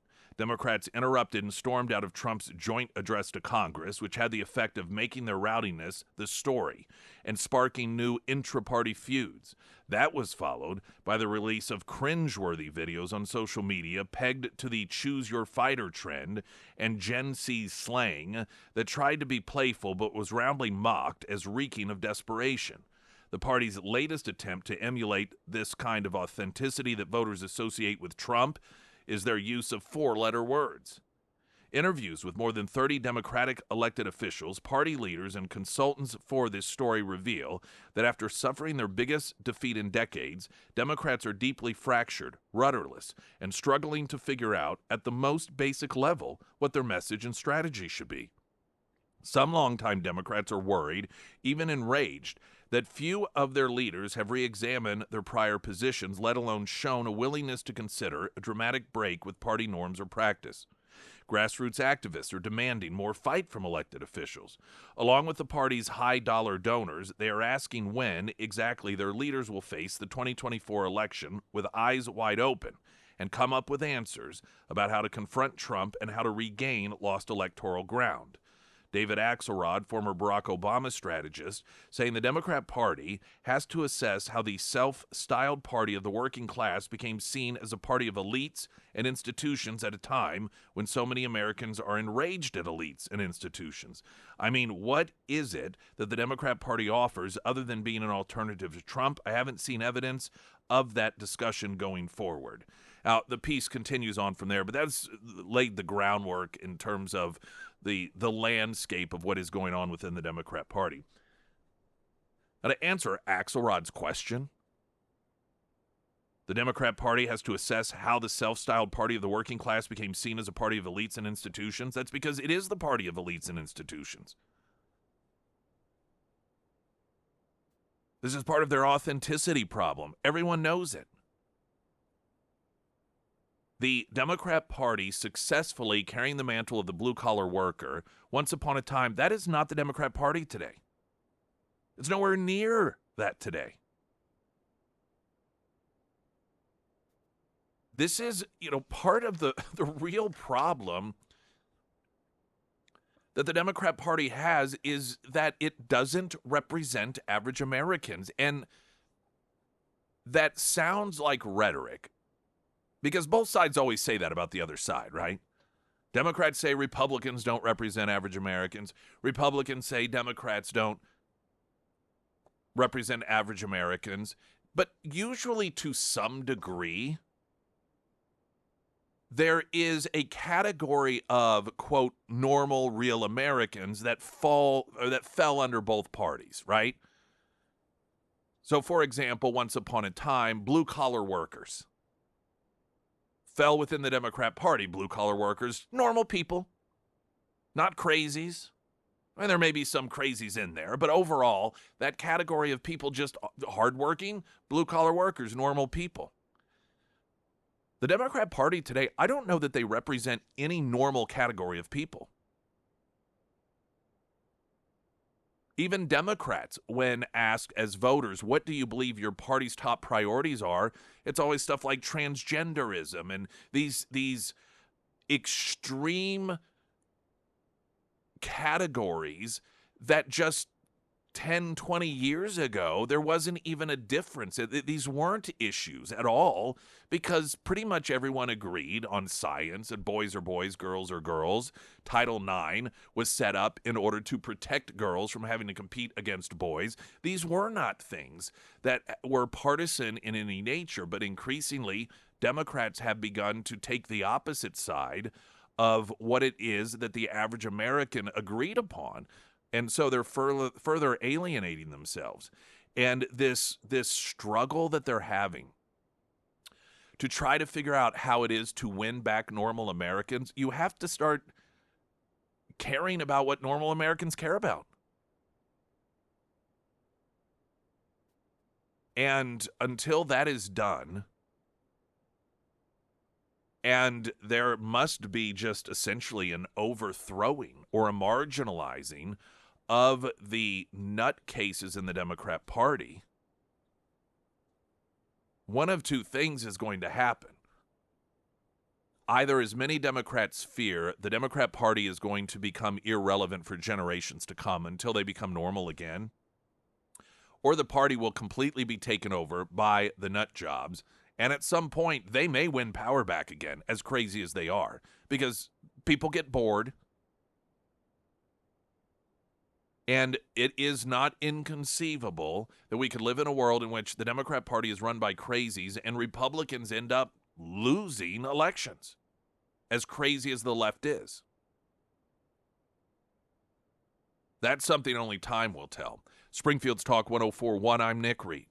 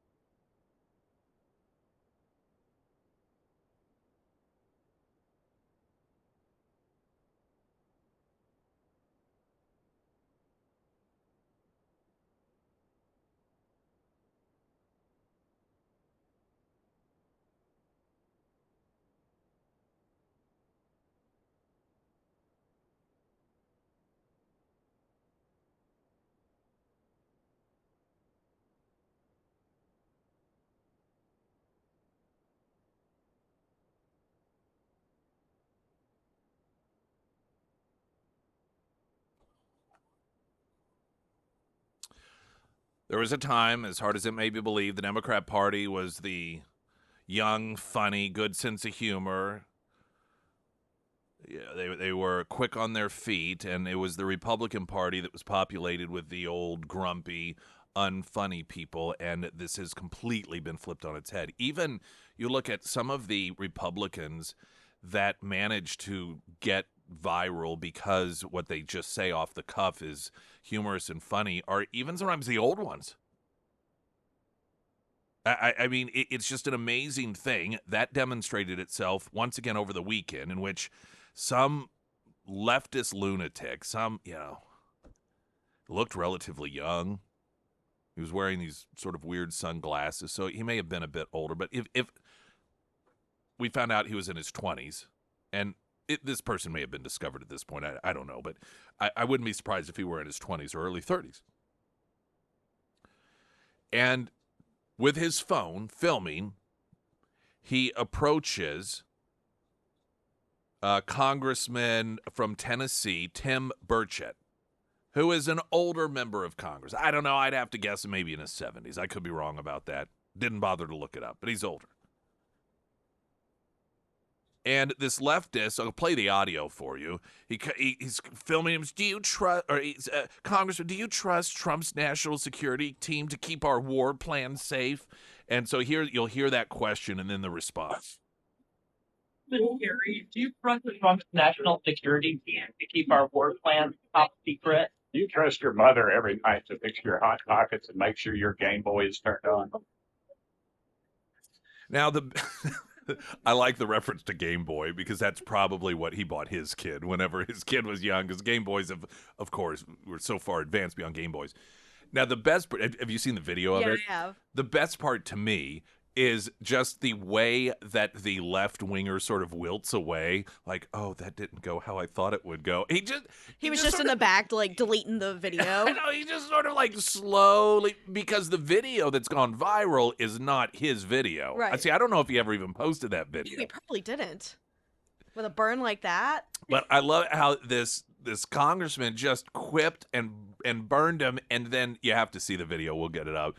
The left-wing activist, he just sort of slowly stops following him, and then he just fades away. I'm telling you, what a time to be a Republican.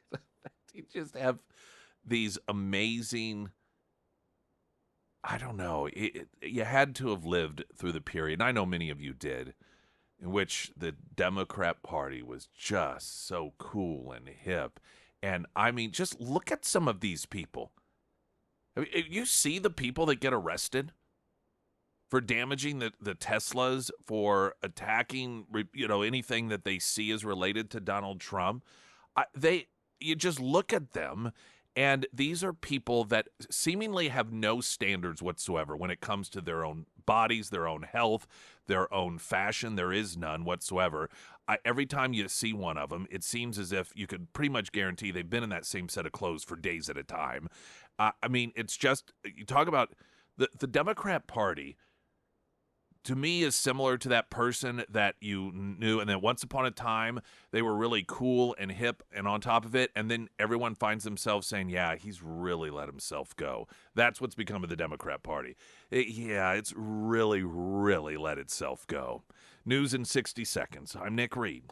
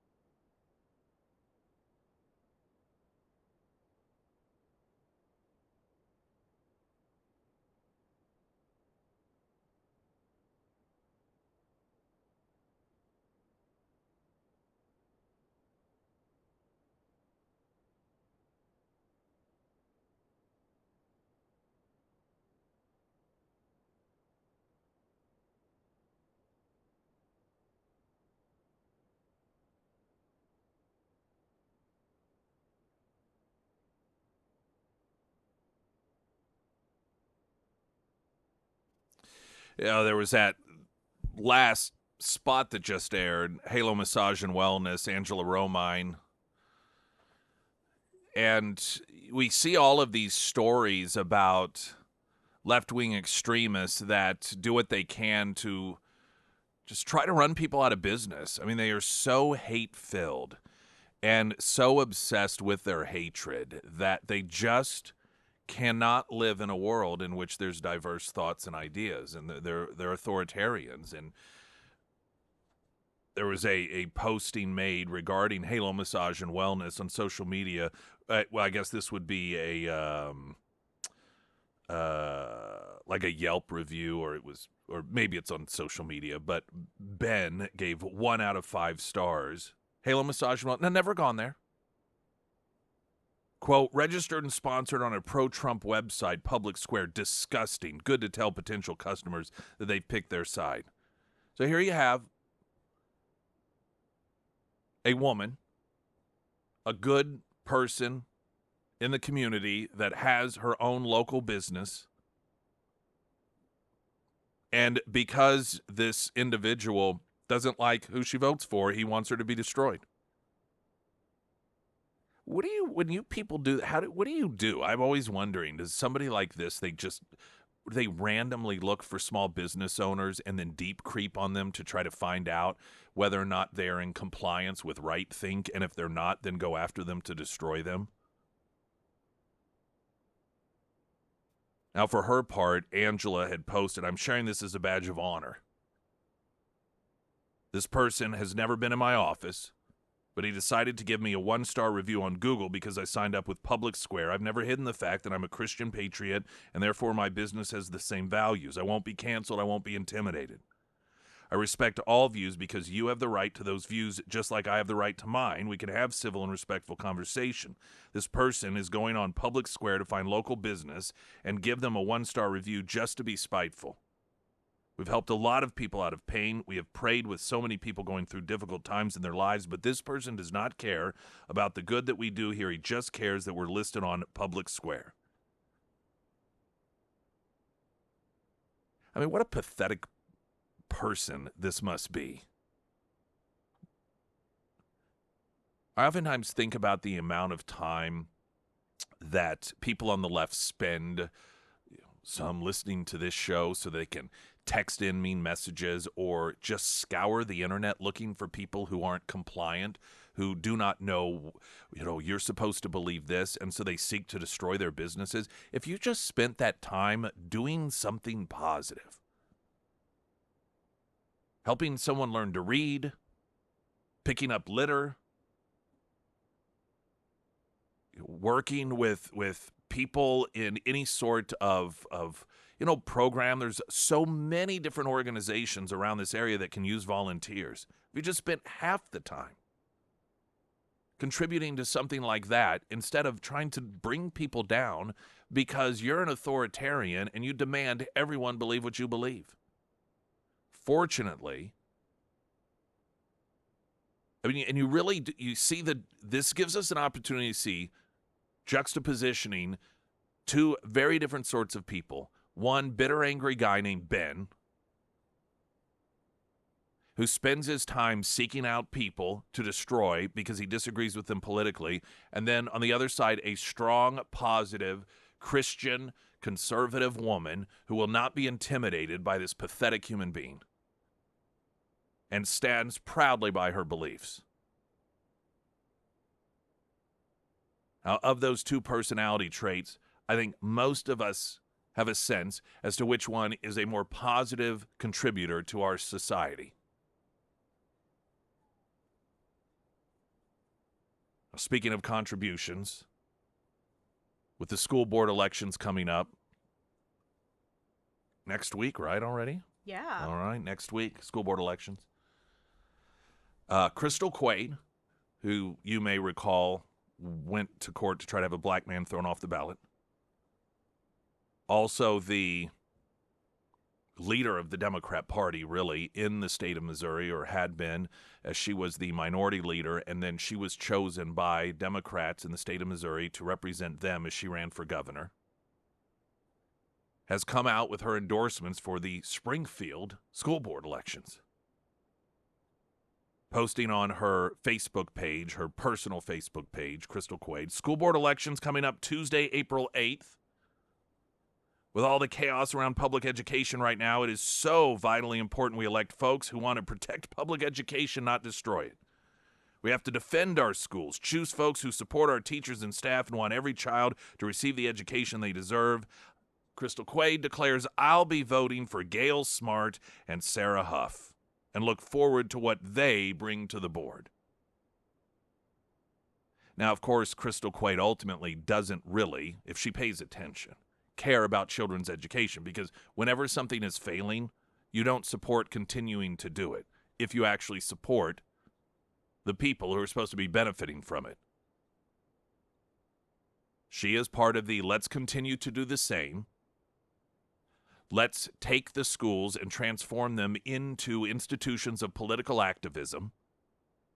So while kids know how to read less, know how to write less, know less on how to do math and understanding history, but boy, they know how to be activists. They know who the oppressors are. And that's where Crystal Quaid's position is. She's holding up and holding up Sarah Huff and Gail Smart, that she and they share a vision with one another. So if you've had any doubt where these candidates fall, the fact that Crystal Quaid feels that it is very important for left-wing activists to understand that it is necessary for Gail Smart and Sarah Huff to be elected to the school board, I think that tells you a lot. Endorsements sometimes can be impactful. Weather in a moment. Right now, the latest news update.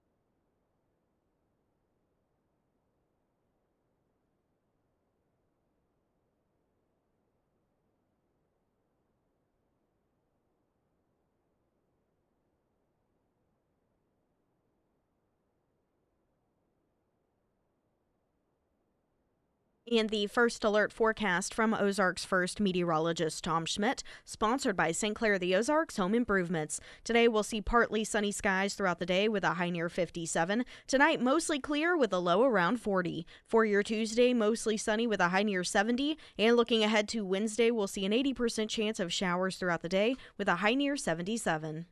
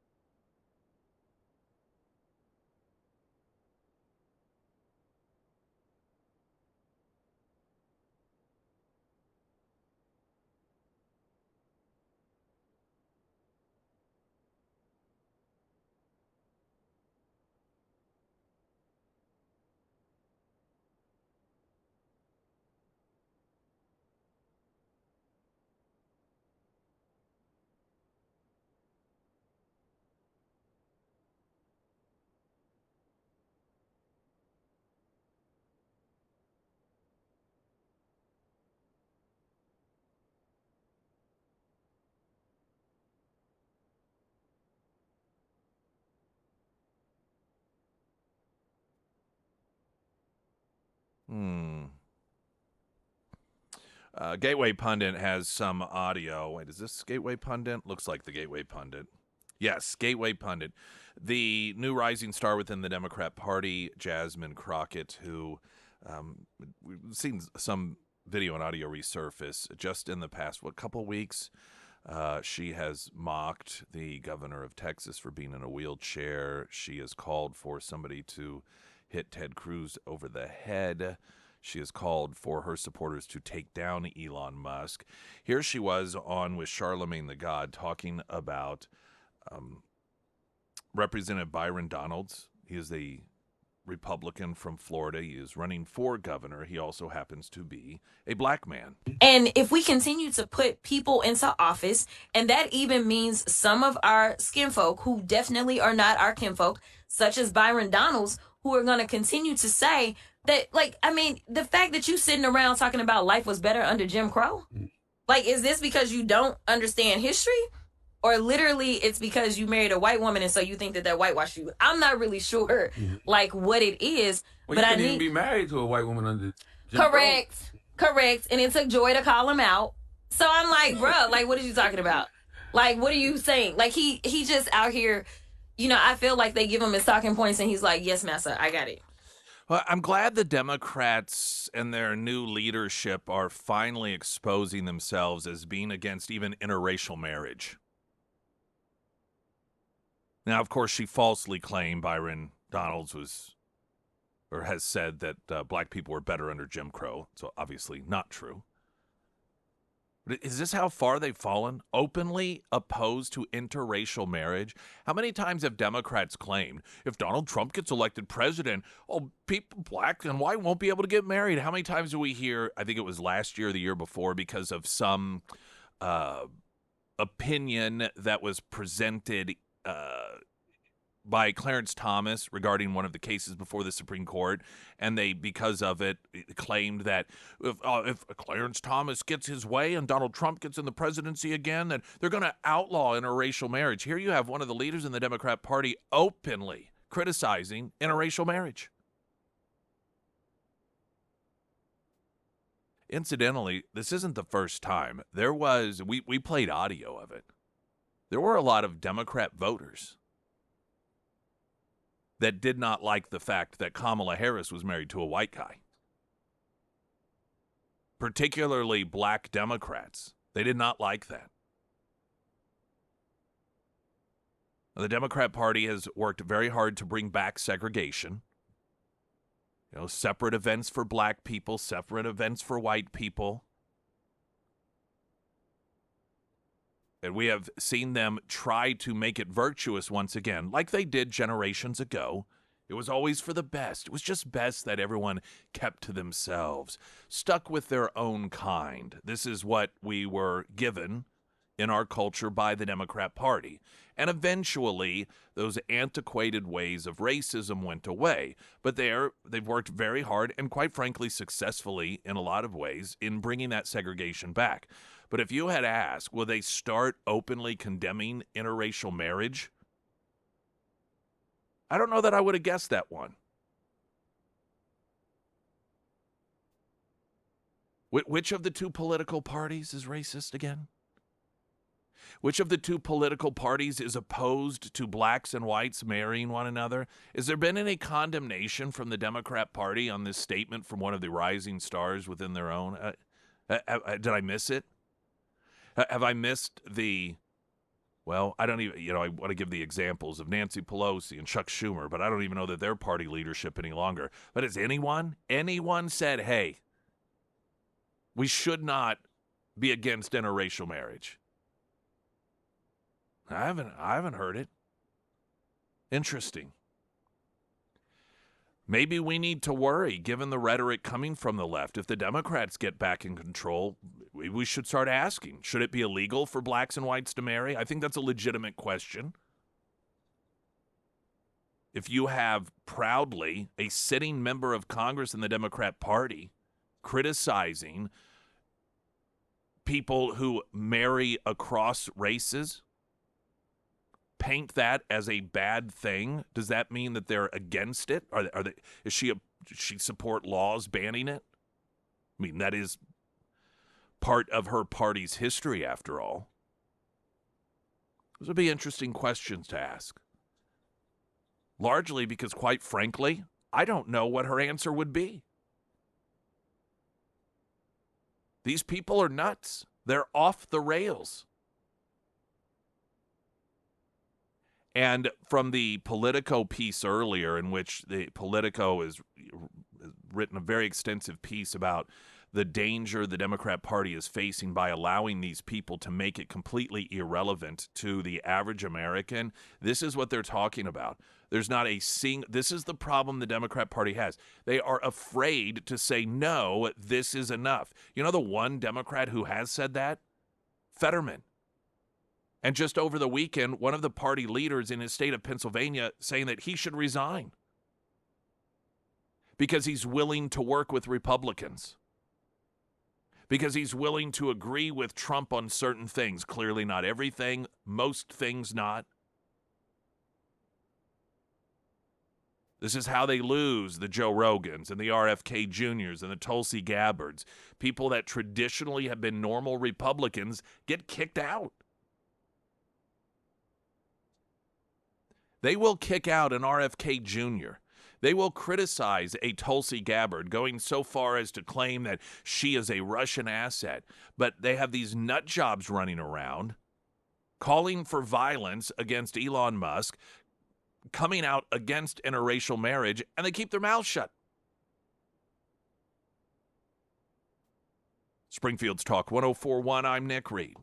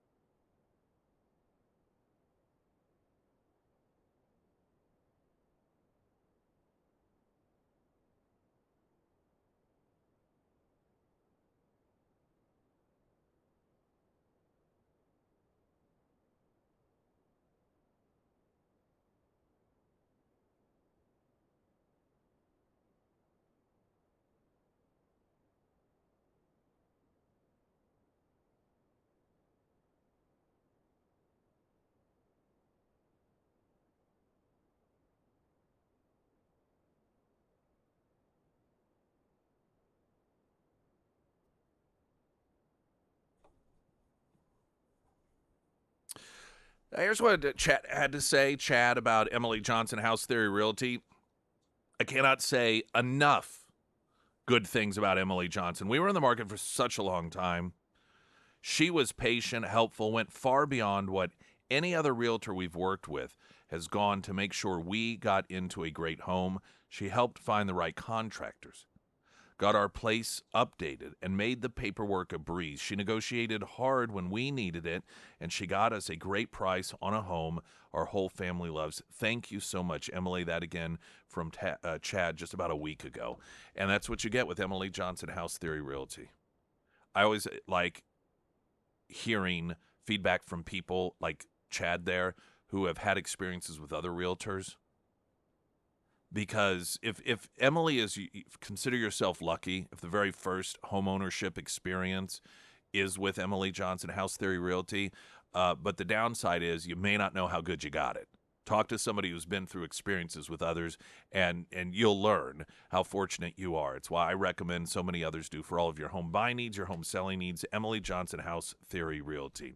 Coming up April 12th, Christian County Republican Central Committee Lincoln Days, Reclaiming America, Attorney General Andrew Bailey, Sheriff's Forum with Sheriff Brad Cole, America's Sheriff Mark Lamb will be there as well. I will MC the event. Tickets are $60 a person. It's a great night, fantastic food at the Ozarks Event Center in Nixa. Also, 2 gun raffles. So the raffle consists of 2 Black Rain rifles, one donated by MJ Golden Coin in Nixa, the other donated by Black Rain Ordnance themselves. Tickets are $10 each, or $6 for $50, and you can either purchase them that evening at the event, or you can go online and purchase them.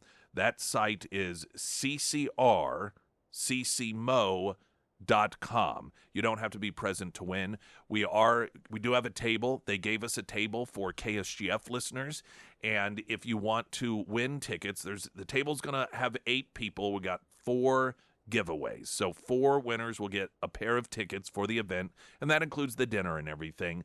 You can text the word Lincoln to the Pyramid Roofing Company talk and text line, which is 417-447-KSGF.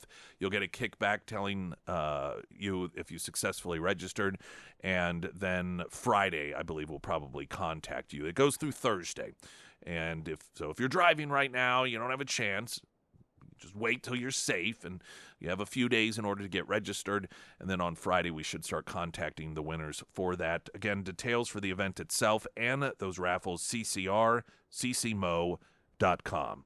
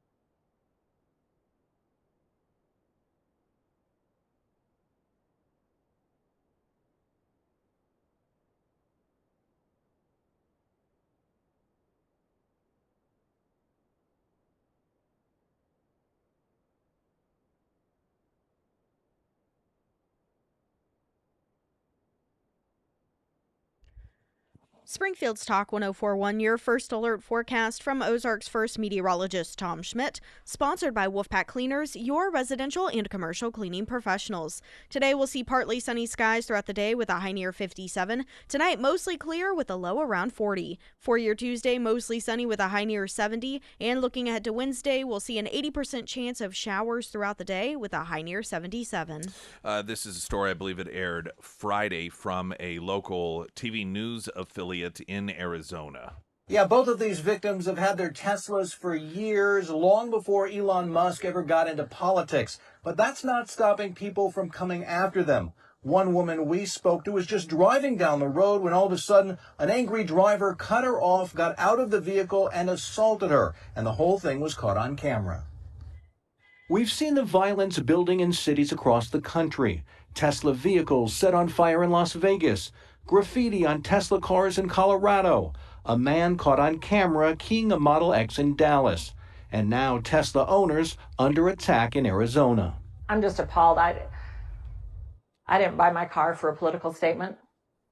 I bought my car because it's really fun to drive, and my politics have nothing to do with that. And I'm ashamed of our society and what they're doing.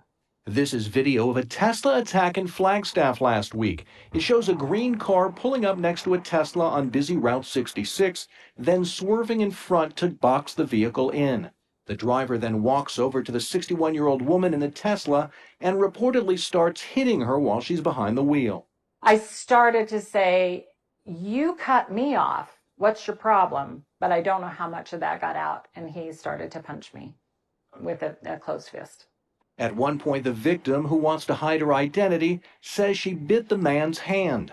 Moments later, the passenger of the green car appears to walk over and pull the attacker away. They finally get back in their car and drive off.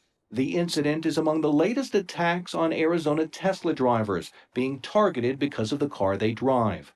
We also spoke to a woman who told us she left a grocery store in Flagstaff recently and found a note on her car that said, "When she's a Nazi and a loser." A few weeks later, she received a threatening text calling her a racist POS.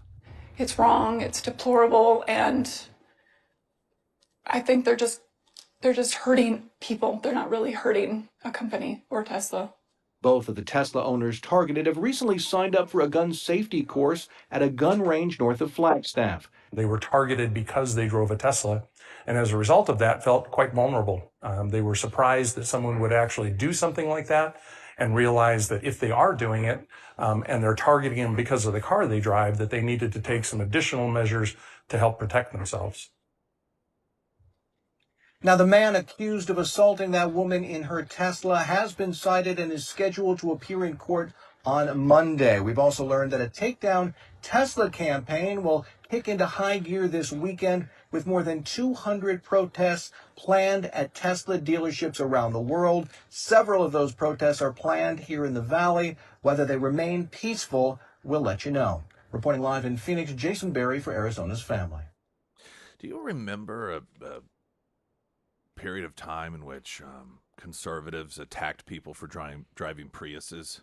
I don't. No. Do you remember that? I mean, the Prius for a long period of time, fairly or otherwise, was seen as a symbol of somebody that was a lefty, that supported big government, policies, and was against your right to your Second Amendment, and that was just that was synonymous at that period of time with somebody who drove a Prius. It was assumed that it was somebody that was left-wing. Now, there wasn't necessarily any evidence of that, other than just the cultural push of buying an electric vehicle to, quote, save the environment. Outside of that, but what you didn't see were people who didn't like left-wingers going around attacking them. These people, they are emboldened largely because, again, they are not being told to stop by any Democrats. That nut job Jasmine Crockett, she's out there saying, well, she said for her birthday, she wanted to see this complete takedown of Elon Musk and Tesla. So that's the exact opposite. She's the only one that I could find that was actually out there saying anything. The rest of them are radio silent. Well, Tim Waltz had made, he made a comment, but and it gives them permission. And then, they encourage one another. They have this day, and I don't know how it went. I mean, they seem, most of these attacks seem to be more an attack of convenience. They happen to come upon a Tesla vehicle, or in this case, driving down the road and seeing one, and people on the left have such emotional instability oftentimes and such psychological problems that they're crazy. These are crazy people. These are people who have no emotional control. These are the type of people that beat their kids. These are the type of people that beat their spouses. These are the type of people that get into, physical fights all the time. They express themselves through violence because they have no self-control. And they are fueled by hate. And nobody within their realm that they listen to is telling them to stop. I mean, it still kills me. This is the political party that claims that Trump inspired an insurrection because he told people to march peacefully, and then it took him like 3 hours before he told them to stop. How many weeks has this been going on, and not a single Democrat, other than those who have openly said, yeah, let's take him down? All of you newspapers across, whether it's a local news leader or Daily Citizen or national papers, where are your editorials? Where are they? All of you people out there who feign this great concern that Donald Trump's election is going to lead to violence and that Donald Trump's rhetoric is going to lead to violence, you always wring your hands over these theoretical situations that never actually occur while ignoring the real ones. Musk was asked about all this by Brett Baer on Fox News. My company's suffering because I'm in the conflict. Just pointed that out a moment ago. Right. Do you think it helps sales if dealerships are being firebombed? Of course not. And Tesla customers are being intimidated all over the country and all over Europe. Mm-hmm. Does that help Tesla? I mean, you have Tim Waltz, who's a huge jerk, running around on stage with the Tesla stock price where the stock price had gone in half, and he was overjoyed. What an evil thing to do. What a creep. What a jerk. Like, who derives joy from that? And it was pointed out to him that actually, Minnesota State Pension Fund is a major investor in Tesla. But he didn't care. He was so overjoyed by Tesla stock going half. So does that sound like a good person to you? I don't think so. That's because he's not. For the longest time, specifically people on the right side of the aisle, really hesitated, rightfully so, many would argue, of painting with a broad brush. Just because you disagree with someone doesn't mean they're a bad person. But at some point, when people continue to call for violence, or they continue to call for people's financial stability to be harmed simply because they don't like their political stance, those are not good people. Tim Walz is not a good person. Jasmine Crockett is not a good person. These people that seek out individuals that are conservative business owners to give them 1-star reviews, these are not good people. These are bad people. And I think we've gotten to the point we need to start calling them out.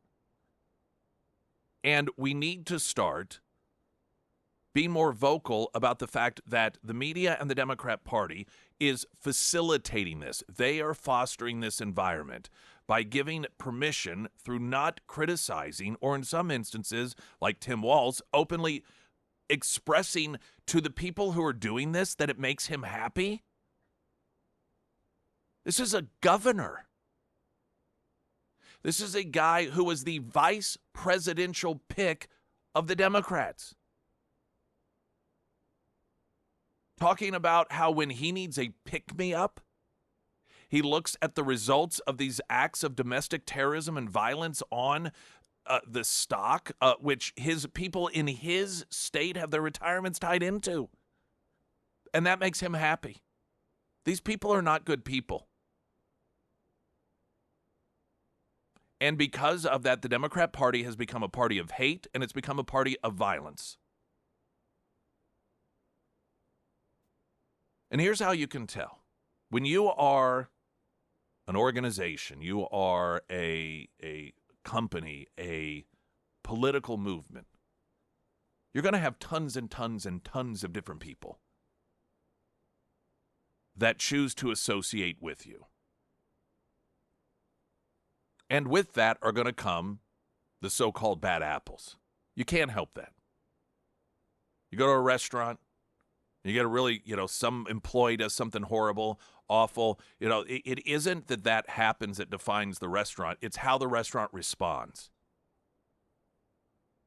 It isn't how the church or the business or the political organization, it's not that they have one amongst their masses that does something horrible that defines that institution. It's how that institution reacts. Do they make it very, very, very clear that that is unacceptable behavior, or do they not? That's what defines. And so as a political party that has its members going out there, that has its followers going out there and trying to harm businesses, trying to harm and attacking people and committing these acts of violence and vandalism, and the party doesn't condemn it, that tells you who that party is. That tells you what that party is about, because it is their reaction to what their members are doing that defines them. The thing of it is, and this is just further the derangement of these people. It's not like these are individuals driving around with a Trump 2024 sticker on their car. These are people that have absolutely no expression of politics whatsoever. They're just simply driving a car. The one who was attacked in Arizona bought the car well before the left hated Elon Musk. It was when Elon Musk was wonderful that apparently her model of vehicle that she purchased, she bought it whenever the left was supposed to be buying these vehicles. And you want to claim the left doesn't behave like a cult? The way that they treat, they are deranged. These are true, genuine mental and emotional problems. And then you've got up in New York State Senator Patricia Fahey, a Democrat, has introduced legislation that would effectively ban Tesla's 5 in-person sales locations in the Empire State. She doesn't even try to hide why. Quote, "No matter what we do, we've got to take this from Elon Musk." Trump's the authoritarian? Here you have an elected official. Doesn't even try to hide it. Not like, well, yeah, it's a coincidence. It really doesn't have anything to do with Musk. Flat out says, we have to punish this guy. The entrance to the Republican Party headquarters in Albuquerque destroyed in an alleged arson attack and vandalism attempt. The alleged incident happened early Sunday morning after the organization shared images showing the damage to the entryway of the building. The Albuquerque Fire Department confirmed the alleged attack, saying that they were dispatched to the call right before 6 a.m. and said the fire was brought under control within 5 minutes of fire crew arrival, the department said in a post on their Facebook page. The fire department, along with the Albuquerque Police Department, said that it is an active and ongoing joint FBI-ATF investigation.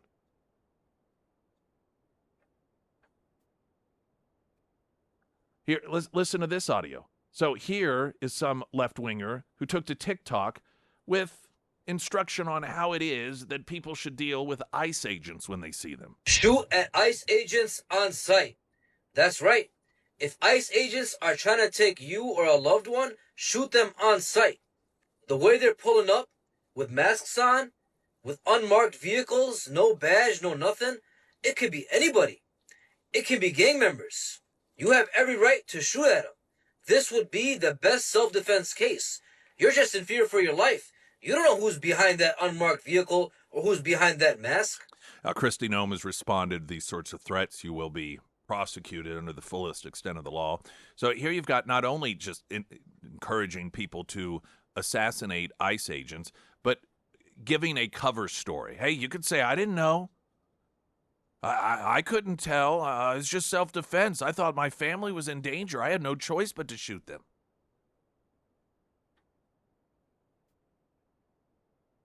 Listen to this one. Californians have proposed a ballot initiative to the state's Attorney General's office that is named after Luigi Mangione, who is, of course, accused of murdering United Healthcare CEO Brian Thompson. Now, this isn't legislation that is anti-assassinate people with whom you disagree, and that's why it's named after him. It's holding him up. The measure titled the Luigi Mangione Access to Healthcare Act would make it harder for insurance companies to reject medical treatment claims. And so, you know, it's an anti-insurance. So who are they honoring by naming it that? A guy who assassinated, murdered the CEO of a health insurance company. You want to talk about sending a message to psychopaths out there that want to, quote, make a difference? In California, you have Democrats naming legislation, proposed legislation, after a guy that killed the CEO of a health insurance company? But I just don't know how much more outrageous you can get. Oh, but any given day,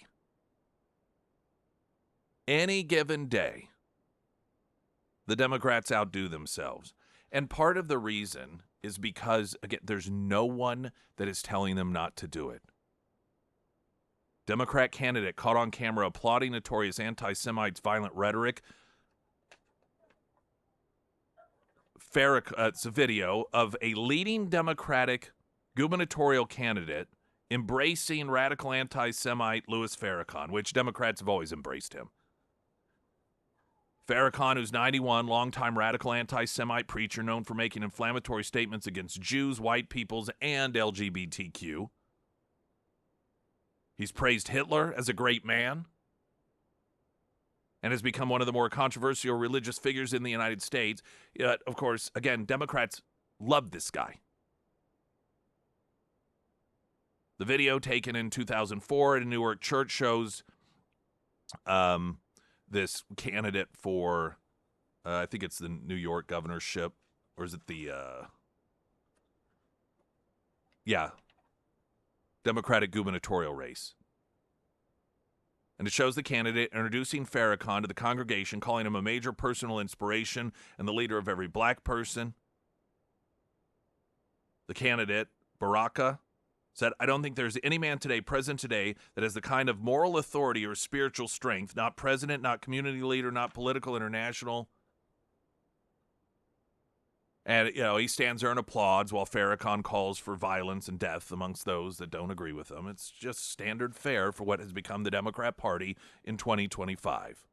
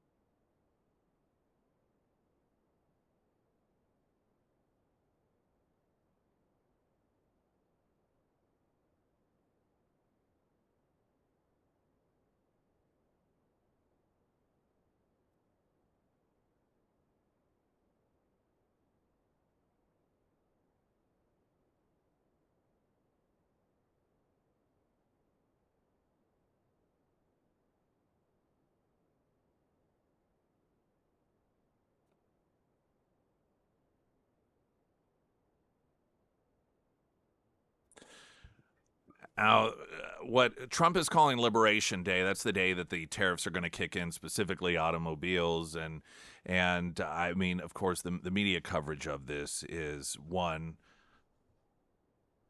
apparently Trump invented tariffs. If you listen to how these people act, tariffs are nothing new.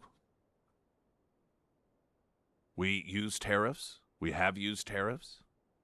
And other countries use them against us. The only difference between what is occurring now versus what has always occurred is Trump is saying we need to use them to our advantage, not to our detriment.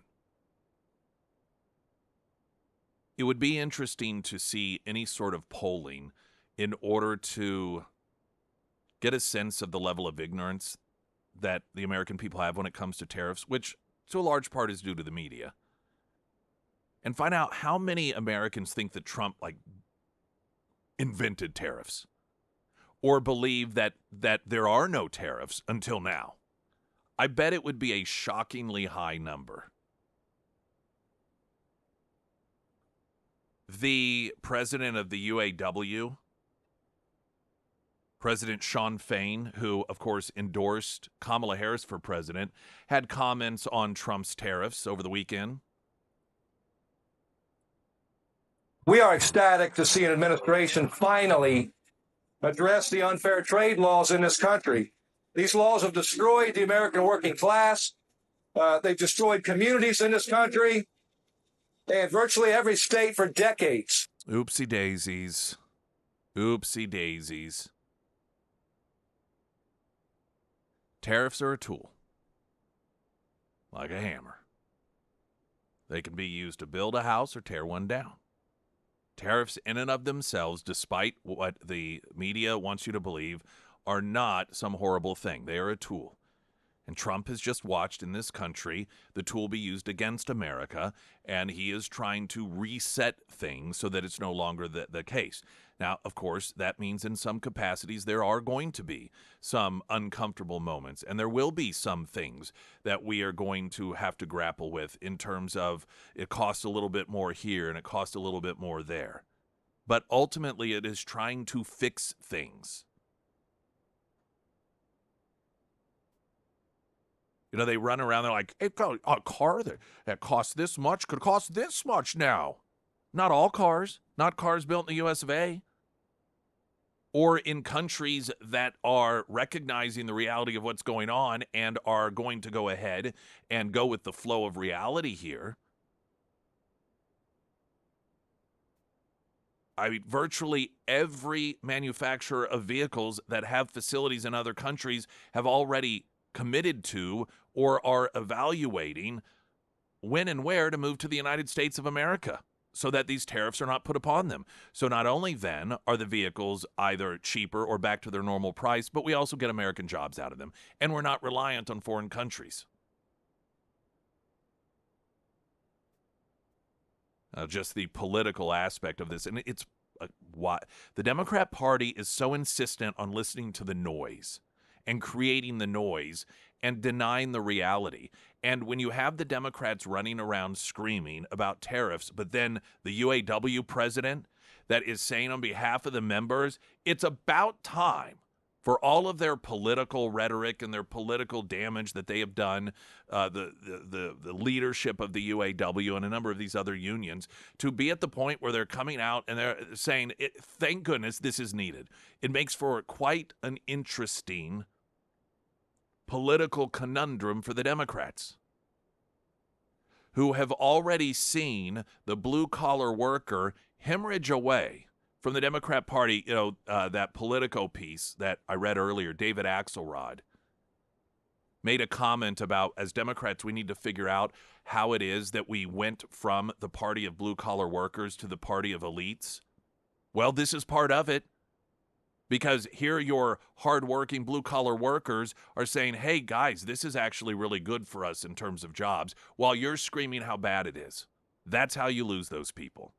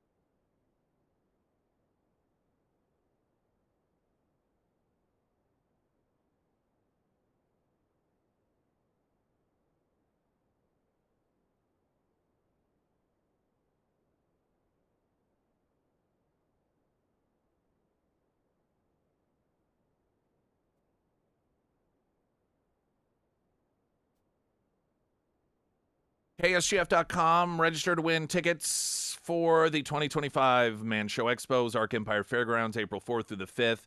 And that does include entry to the Ozark Shred Fest drifting event. We also have Love Letters from the Left, our bracket that is sponsored by Garrison Roofing and Guttering.